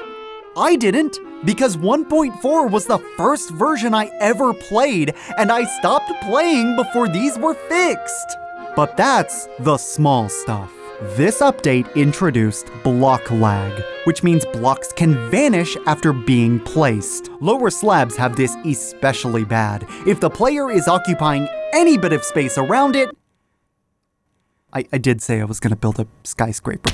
Digging straight down too quickly may cause the player to get stuck in mid-air until they quit and rejoin the game.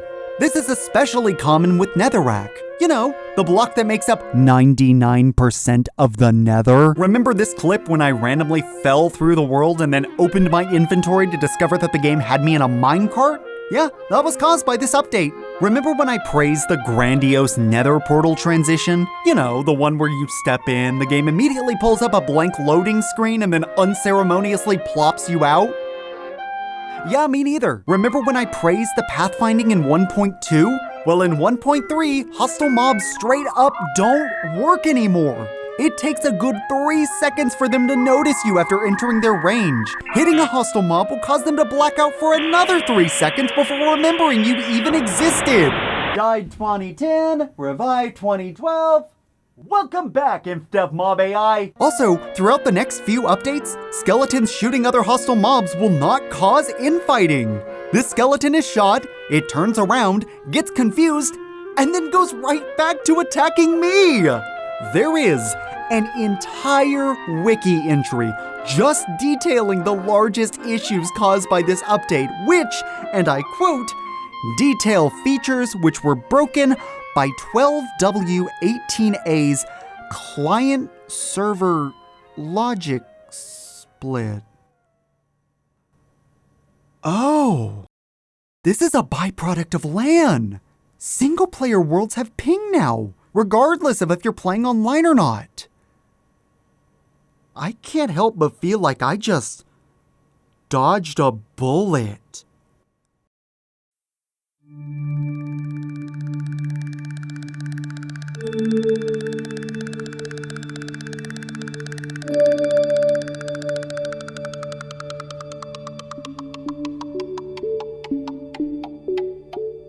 Today's date is the 20th of September, 2017. Mojang is celebrating a familiar milestone as Minecraft, for the second time in its life, is receiving its first official release. Not the adventure update, but the Better Together update.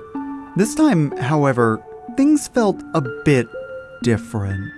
The release of Pocket Edition 1.2.0 was substantial enough to warrant it being renamed to Bedrock Edition. After all, it wasn't a phone-exclusive game anymore.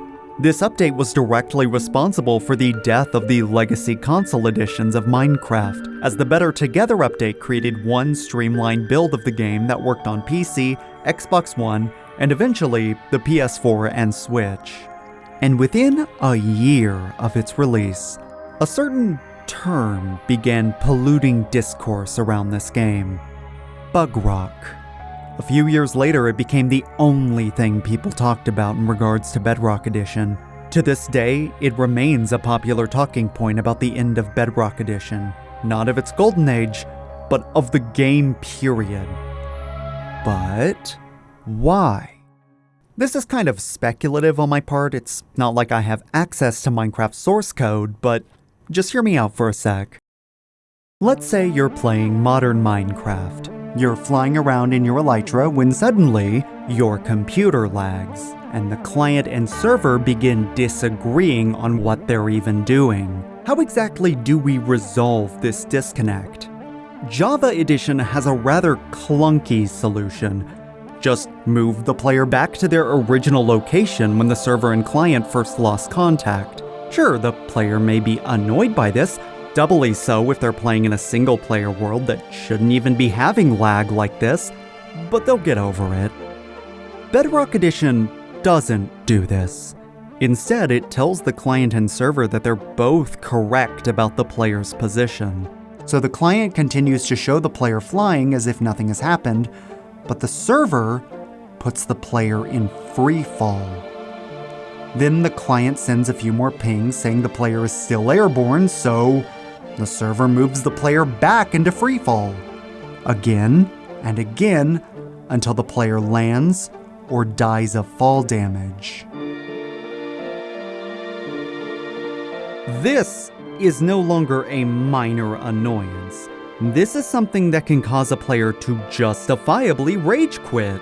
And since Better Together released, this client-server logic split has only become one of many issues for Bedrock Edition. Memory leaks, stability issues, world corruption, loss of general optimization, things have only gotten worse for Bedrock. Compare that to Java, which tried and failed for years to correct for this, with versions like the Bountiful update and the update Aquatic choosing to sacrifice its optimization for better mob reaction times. But fast forward to the most recent update as of this video's release. When creating a new world, a mid-ranged computer like my laptop will struggle to generate those spawn chunks for the first time. But playing the world I used for this project, it's consistently sitting at triple-digit FPS. And though entities may not appear to move that fluidly, especially if there were too many of them on screen, I can at least feel comforted by the fact that things could be much worse. And to be honest, that revelation is part of the reason why I'm only covering Minecraft's golden age as opposed to the entirety of Java Edition to the present day. Have you noticed how my commentary has slowly shifted during this video's runtime? Being less about how everything is buggy and awful to just a rundown of things in the game? That shit kinda reached ahead in my notes for versions leading up to the combat update. Sure, there were some interesting observations I made. I found out that squids in 1.8 started spawning in my lava moat, despite the river moat I made back in beta being right fucking there. And I felt I had some interesting commentary on things like Minecraft horses, whose high fidelity textures and intricate animations made them feel like they didn't fit into the base game. Probably because they were more or less backported from Dr. Zark's old Mo Creatures mod. But everything else was just observations made by a bajillion other people far more established than I am. I think the first time I noticed this was when I started talking about content bloat in my Bountiful update coverage, which is a topic with at least 100 dedicated videos to it. And as I started playing through the update Aquatic and exploring its new content, I realized I didn't just have nothing new to say about it, I had nothing to say about it, period. My notes for 1.13 was just a list of things it added and saying, yeah, it's here now, and it works as intended. Legit, my most interesting observation is that swimming with Dolphin's Grace and Depth Strider makes you swim super fast. Wow, what a revelation. Like, I'm sorry that this video isn't 8 hours long, but what is there to discuss? What hot takes could I possibly have about these updates? Hey guys, I just want to let you know that I think phantoms were a mistake. Hype this video if you agree. Remember my golden rule for old Minecraft? The reason I kept bringing it up was because it was the main thing I was looking out for. I was looking for things that were less polished, less realized, or just functioned differently to how I remember or expected. Put simply, it was the reason I kept upgrading. It was the reason I kept working on this video. My original goal for this project was to play through every major Minecraft update from April 1st, 2024 to April 1st, 2025. I stopped taking notes 6 months into the project. I wrote out the first 5 chapters, recorded them, edited the audio, and then I took a break. But I didn't stop playing. In fact, I caught up to the most recent update in January of 2025, and I couldn't get myself to stop, man. Yeah, I'd take breaks every now and then, but when I put a hard deadline on myself, it just never seemed right to just abandon the stuff I hadn't finished. Even as I'm telling you this, exactly 2 years to the day that I first thought up this project, I don't think I'm gonna be leaving this game anytime soon. It took 14 years, but I think the bug might have finally bit me. And I think that should give you the clearest idea on where I stand on the Minecraft Golden Age debate. And in that time, my world went from looking like this to this.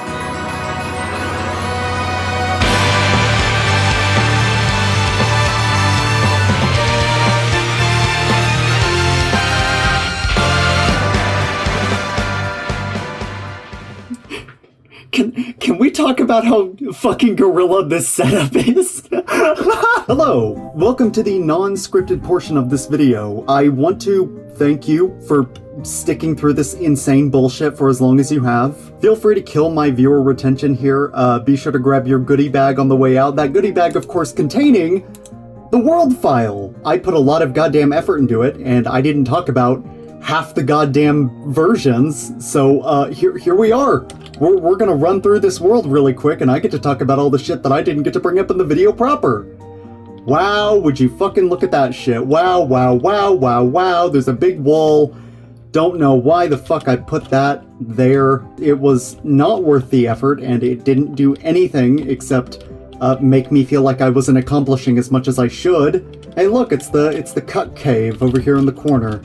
Yeah, look at how fun it is. It's the same world. It's the same world. I've been here this whole time for 2 years. I wanted to get this video out on the 2-year anniversary, and I realized that wasn't going to happen, even though my voiceover said exactly 2 years to the day, which is when I recorded it, and I said, no, there's no fucking way. So okay, we'll get it out before Tomodachi Life happens, for sure, right? And then Tomodachi Life came out, and it still hadn't happened. And now it's, what is today? The 18th of June? And now I'm trying to race the clock yet again to see if I can get this out before Deltarune Chapter 5 comes out. That's probably not going to happen. Let's go inside the castle. I want to introduce you to a theme of a lot of my builds. A lot of them aren't fucking finished. I did my best, man, but God, the ADHD hit really hard sometimes, and I would move on to other things and then never come back to this. Wow, we go through the big Mario tunnel. Wow. People may wonder why I spent so much fucking time just making everything Mario in this. ADHD. If anyone ever gives you shit for having a hyperfixation, you tell them that it's a concentration art piece, right? You got your breadth art and your concentration. Breadth is like a wide spectrum of shit, and then the concentration is I focus on one thing and I perfect that. That's what you're doing. It's not abnormal. I'm just an artist. You wouldn't understand. There's the Koopa Hut. There's the train station depot. Here's Yoshi's house over here. I had a lot of fun making this part. Here's where I moved all my map arts to. Would you look at that? I will say one of the most satisfying things to get to do while working on this world is just taking some of these maps and just plopping them off and running over the area that needs to be updated on the map, because ooh, when you get to see how that work get locked in real time, it's like, wow, I really did get a lot done today. Even though I'm sitting here playing goddamn Minecraft. Not gonna let that fucking take away from the fact that I'm having fun. The whole conceit of that wall that you saw at spawn was to mark out 4 by 5 chunks that I wanted to mostly keep my builds to, and I didn't even touch like 50% of them. So yeah, great usage of all of my brick blocks, honestly. Good job. We cross the river, we pass by the iron castle. All of the iron has been removed in favor of quartz so that I could power my beacons.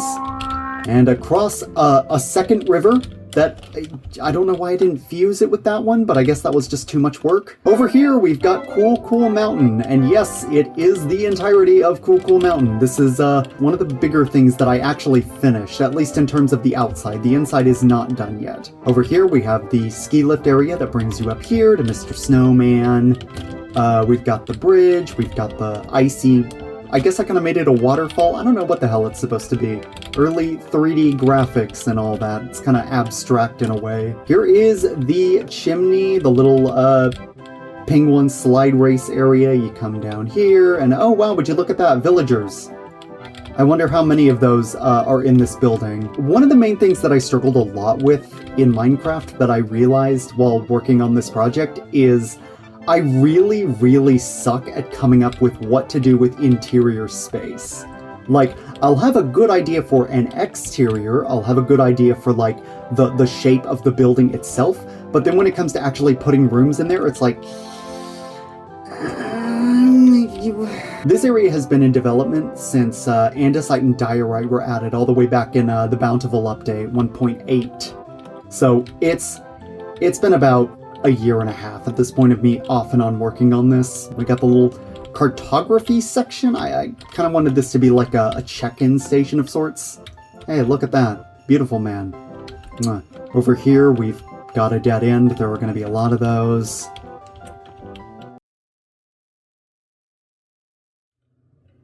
I'm getting distracted. Down here, we've got the, oh yeah, the alchemist sector. And look at all the villagers. Aren't they beautiful?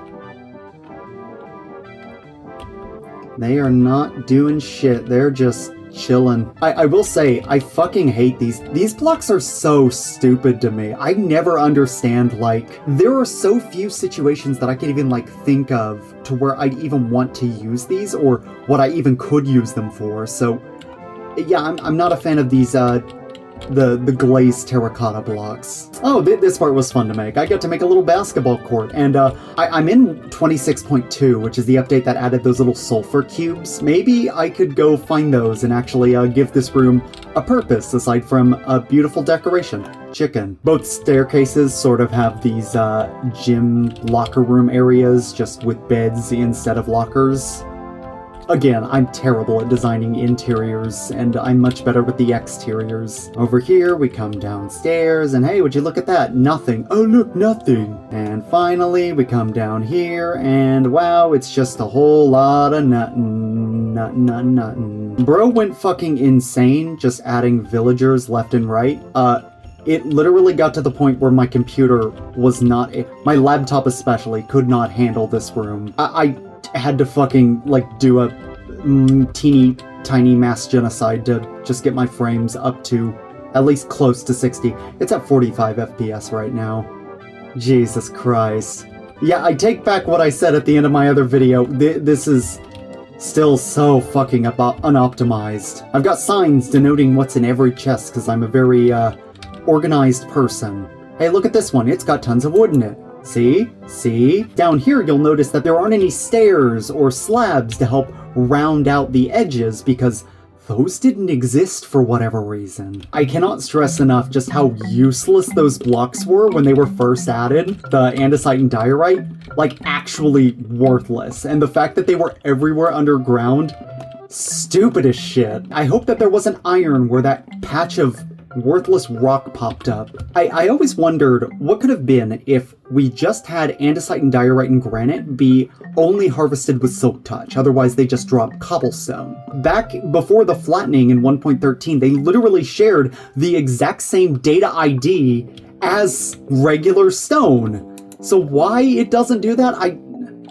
I don't know, but it really irks me. The only problem that I had with the Cool Mountain is that I wanted to add the snow golems, but unfortunately they die in the rain, and this is not a snowy biome, it is just a regular-ass forest/ocean biome, so they would die unless I were to give them, like, a transparent ceiling. I still haven't added any golems. We have a lot of new buildings in this area. You might not recognize this one, but this has been here since the day I brought the villagers in. I've just kind of given it some banners and some extra decoration, and I gave it those mushroom blocks. Isn't it wonderful that Silk Touch now actually works? I did end up using the naked mushroom blocks for the outside walls of a lot of the older houses. The only problem is that it was like 1.8. They gave us the ability to harvest actual mushroom blocks with their red or brown texture. And if you mined these blocks, they would just get their spots back, and there would be no way to get rid of them again. Nowadays, all you have to do is just put another block on its side, and that will tear off the red or brown exterior and leave behind the... I don't even know, what do you call this? Like, the porous inside? Here is Luigi's Casino. I had, I guess, fun making the exterior, having the door kind of throw a wrench in its design. This is where I get to keep all of my nitwits. And you. What? Got the slot machine that, honestly, for the most part, this was just a place where I could toy around with. How do I integrate these useless villager blocks in natural-looking areas? And this is the best I could come up with. And here's Luigi himself. Hello. If I were to sit in that position right there, you could probably tell that this is very heavily based on Luigi's Casino. This location is the ghost house. This is a big section that, again, didn't really do anything with it. I made this immediately after getting dark oak logs. Hate this wood, by the way. I really think that the community should, like, consider making this the new worst wood block in the game. Mainly because, one, it looks too similar to fucking spruce, and two, its plank texture and its log texture literally don't go together. Like, they clash with each other. Look at this. Seeing this dilapidated, unsaturated shit wood gave me the idea to say, hey, why don't we put this in a crack house? Again, going with the concentration project that I've clearly outlined. Ghost house it is, right? I mean, fits pretty well. Over here, we've got me breaking away from the concentration, immediately throwing that shit out the window. This is, Corrin's Tower from Dragon Ball. Yes, again, empty. Up here, we've got more of this. And at the very top, we've got Kami's Lookout. Yeah, it's a little smaller than it should be. Not really much I could do with that. I wanted to keep it within a certain space to where it wasn't casting a massive shadow on the ground beneath. Got this area, and I didn't put a ladder on there because I'm stupid. Let's see.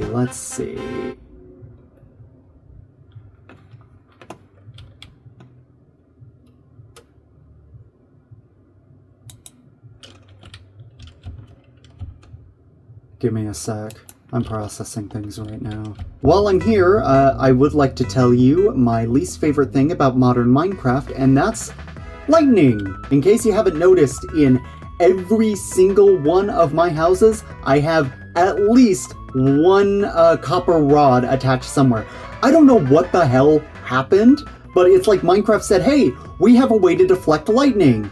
Let's make lightning target players' builds. I went like a year and a half without anything striking, and then the Copper Age happened, and all of a sudden everything is catching on fire, like at all times. But yeah, that's probably what happened to this guy up here. I just lost 42 levels, that's cool. This is Wario's Castle, based off the design of Mario's Castle from Super Mario Land 2. This is one of my favorite builds that I got to do throughout this entire project. I had a lot of fun with this one. We have the big grand hall area. Obviously, we have some Super Mario Land iconography kind of spread around. Just something to break up these kind of barren white walls with nothing on them. We've got this little bar area with all of the villagers, and they just get to kind of seep over there in their prison forever. Over here, we've got some live cattle. And over here we have a nether portal that will take us to a nether highway. Wow, look at how far that goes. You can't see how far that goes because nether fog shit. It's like 1,300 blocks in both directions. Over here we've got like a vault area where I get to keep all my iron, gold, and diamonds. This is the point where I get to make the joke. Or at least I would if there were any. No, I'm still fucking loaded. One of my favorite things about the new Caves and Cliffs update is the fact that diamonds are just way more common, and you don't have to strip mine in just one little section of Earth to find diamonds anymore. Cause like before it was like from Y5 to Y13, and now it's like, oh yeah, anything like from 13 to negative 59? Or some shit? It's a lot. So again, this is another project that I didn't finish. Not for lack of trying. There's a friend in my house. There's just a lot of empty rooms in here where I was planning on putting villagers. Over here I was thinking maybe of like having like a conference hall of some kind. Maybe like a cafeteria, breakfast lounge. I don't fucking know. What do buildings have in them? I spend all of my time outside, I wouldn't know. We've got this Super Mario RPG section that's got a throne that closely kind of mirrors the one that's over in the Iron Castle. Here is the big King's Table room, I guess? I was planning on having a little, like a kitchen in here, maybe like... I was thinking of theming it after, like, literally, like, Hell's Kitchen or something. Again, we have another upstairs. I get to show off all of the new paintings. That's not finished. This room's kind of dark with like a fully solid ceiling, so I just ended up making a skylight with trapdoors, which honestly I completely forgot about until literally just now. If you don't know that those are trapdoors, I don't think you'd be able to tell. Over here is the bedroom area. We have the fireplace TM that all eligible bachelors have. Over here we have the actual bedroom itself. I had a lot of fun making the banners for this. You kind of see what I'm going for, right?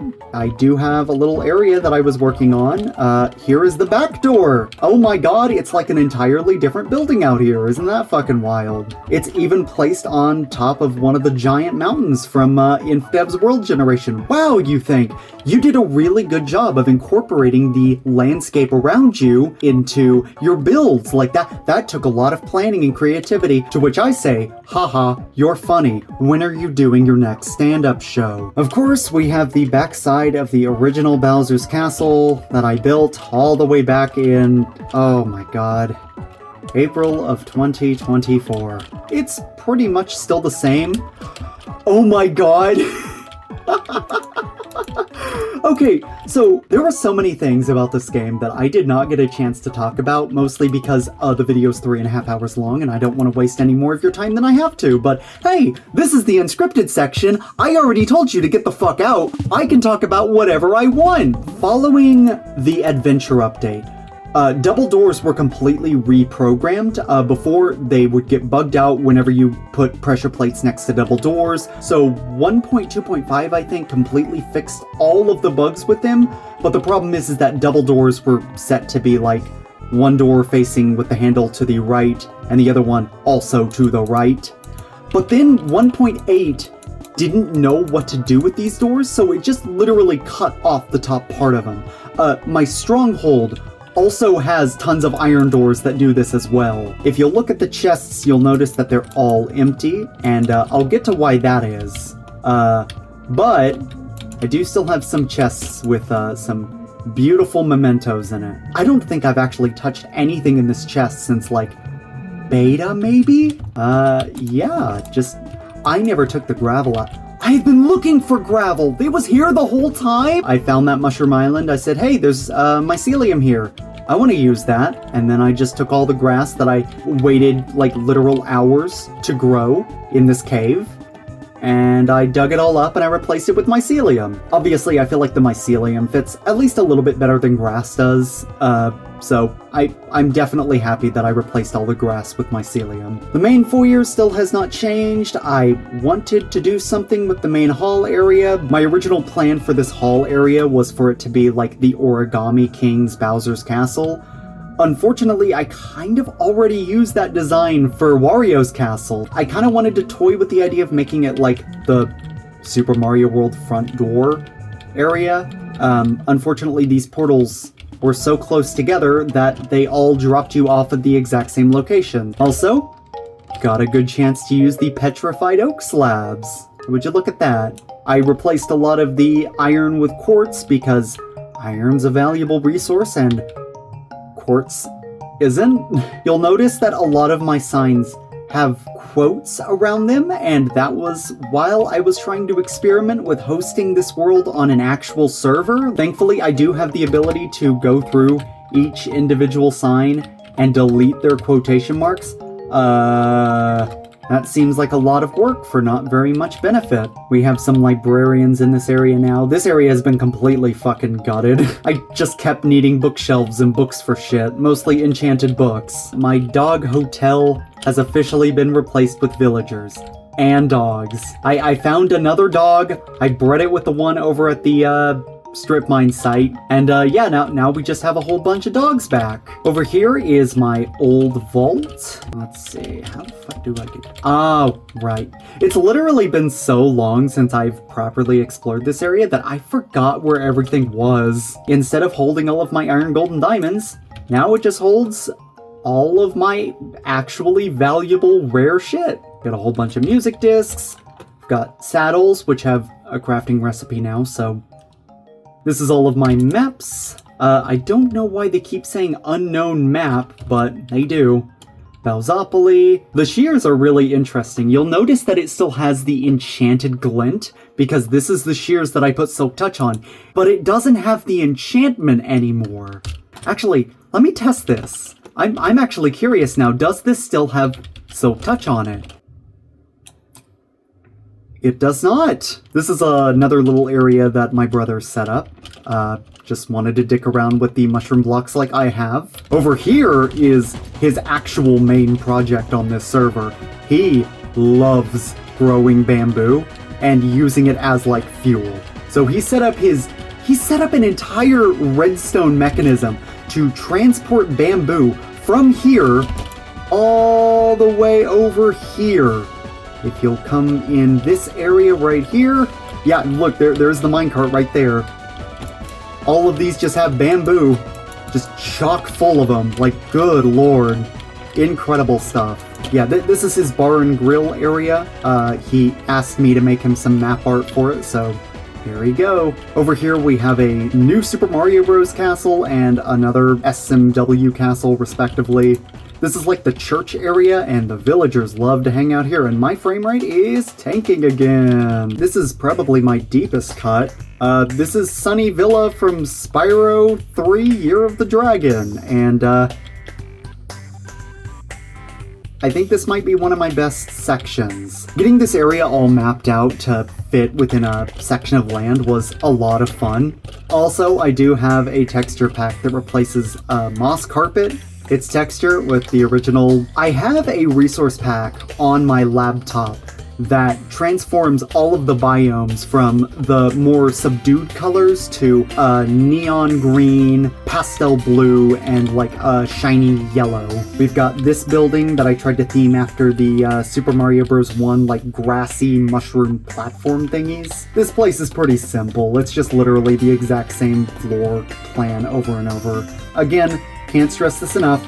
Suck at interiors. Well, we might as well go ahead and check out the Iron Castle. We got some bushes around the side, and you'll also notice that this area has kind of been retoned. But of course, the real entrance is over here on the side, and when we enter, you'll see that I actually have carpets. Carpets very quickly became my best friend. I love carpets. I love them so much because it's yet another way to make surfaces mob-proof, so I don't have to worry about keeping the light level up to, 7 out of 15. Again, another reason why I love the Caves and Cliffs update is because they increase that limit to a dead 0. Monsters only spawn if the block light level is exactly 0. But yeah, here's all of my bookshelves.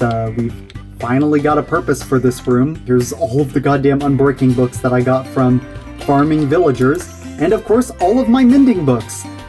One of the things that I did for this project was get mending for all of my gear. And I did that during the original combat update when they were first added, right? And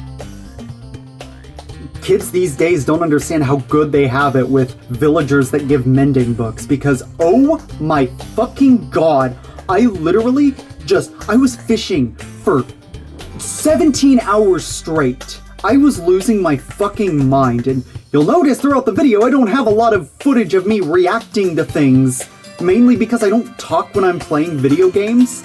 But when I got that book, I actually fucking cried, dude. I'm not kidding. I have a clip. Oh my god!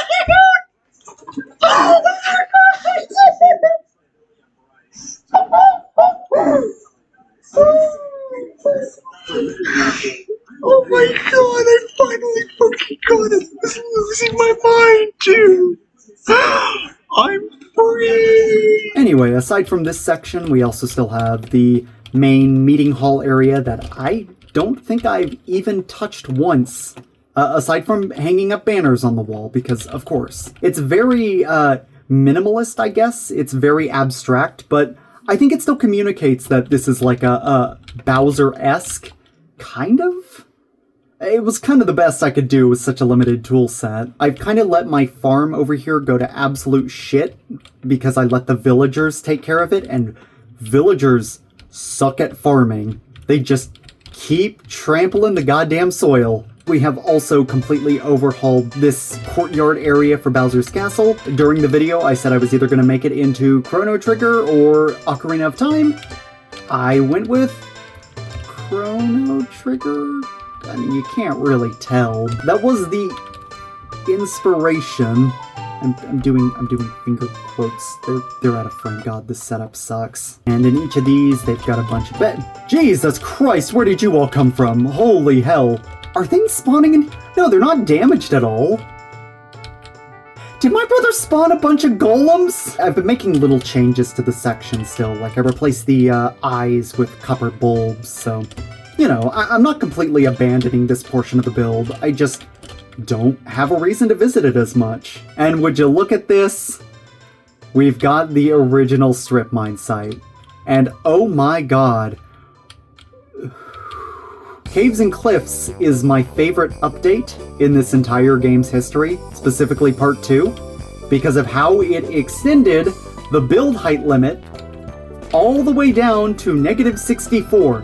Now, what I didn't realize is that it actually replaces all bedrock in your world with this deep slate. But what is especially interesting is the algorithm that they use to determine whether or not caves would generate underneath the land. You'll notice that I have trap doors. All of the areas that I dug out and, like, exposed the void with, it's just void now. And that extends all the way down through these cave systems. Maybe they'll hit some lava and that'll kind of block it, but for some of these, that's just straight void still. Honestly, that's the third funniest thing I have seen in this game. As much as I'm a fan of this, Deep Slate and Cobbled Deep Slate probably have the worst texture in the game. I know that a lot of people talk about Minecraft having like, oh, they just took modern Mario graphics and they crunched them down to 16 pixels. How could they do that? But honestly, I don't think that's really accurate at all. I was going through a lot of the texture files, and what I really quickly found out was that all of these textures don't use any more than 6 colors. Maybe. This cobblestone texture is 6 colors. This is definitely 6 colors. This might be 4, and if you look at a lot of Minecraft's textures, especially old Minecraft's cobblestone texture before the texture update, that texture had 96 colors in it. Like, for this.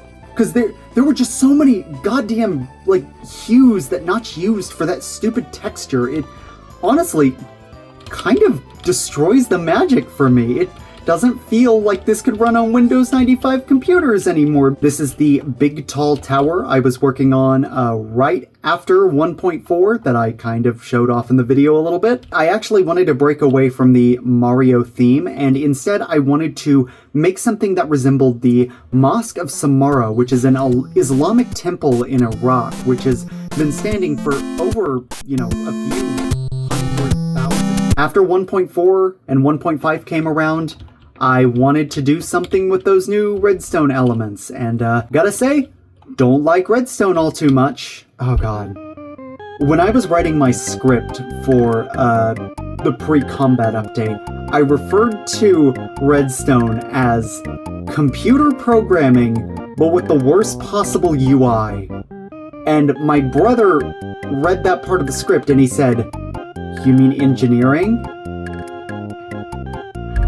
I have never in my life felt like more of a massive fucking nerd than in that moment.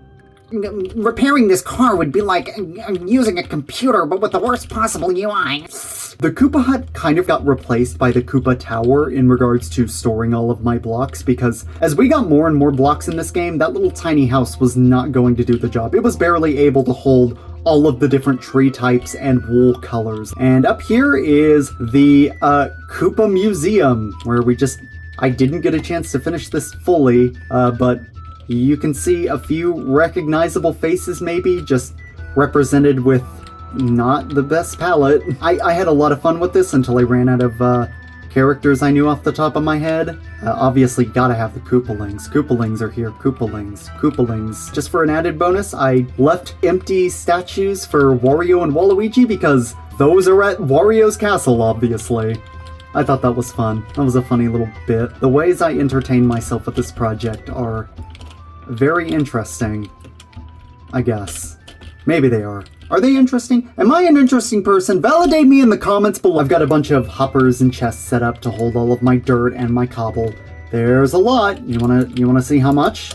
Whee! You'll notice that this section actually reaches all the way up to build height limit, which is 319. But I originally built this tower when the build height limit was 256, and also before the red nether bricks existed, so you can just kind of tell this is where it originally ended, and this is where the original ceiling was.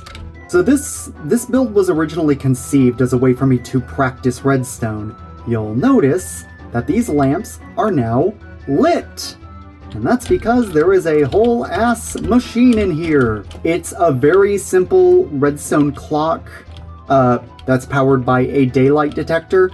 Honestly, I thought I was the smartest motherfucker when I put a redstone torch next to a daylight sensor and went, wow, it's like an inverted daylight sensor. Wow, I wish there was something in the game like that, but man, I feel so smart for coming up with this. And there's an inverted daylight sensor. You just literally have to right click it.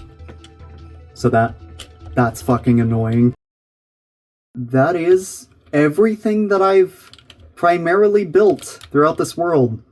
You might have noticed a few things that I might not have commented on or touched on, and that's why the world's download file is in the description. Go have fun with that. Go blow it up for all I care. Being able to say that I finished such a massive project like this is fucking wild, actually. Like, I have sunk so much time into this project, and I learned so much through it. I learned how to do Blender through this project, which actually helped me with my real-life job as a graphic designer and video producer. I learned that I suck at rigging bodies in 2D animation, and that's something that I should probably work on. I learned that I fucking hate audio editing.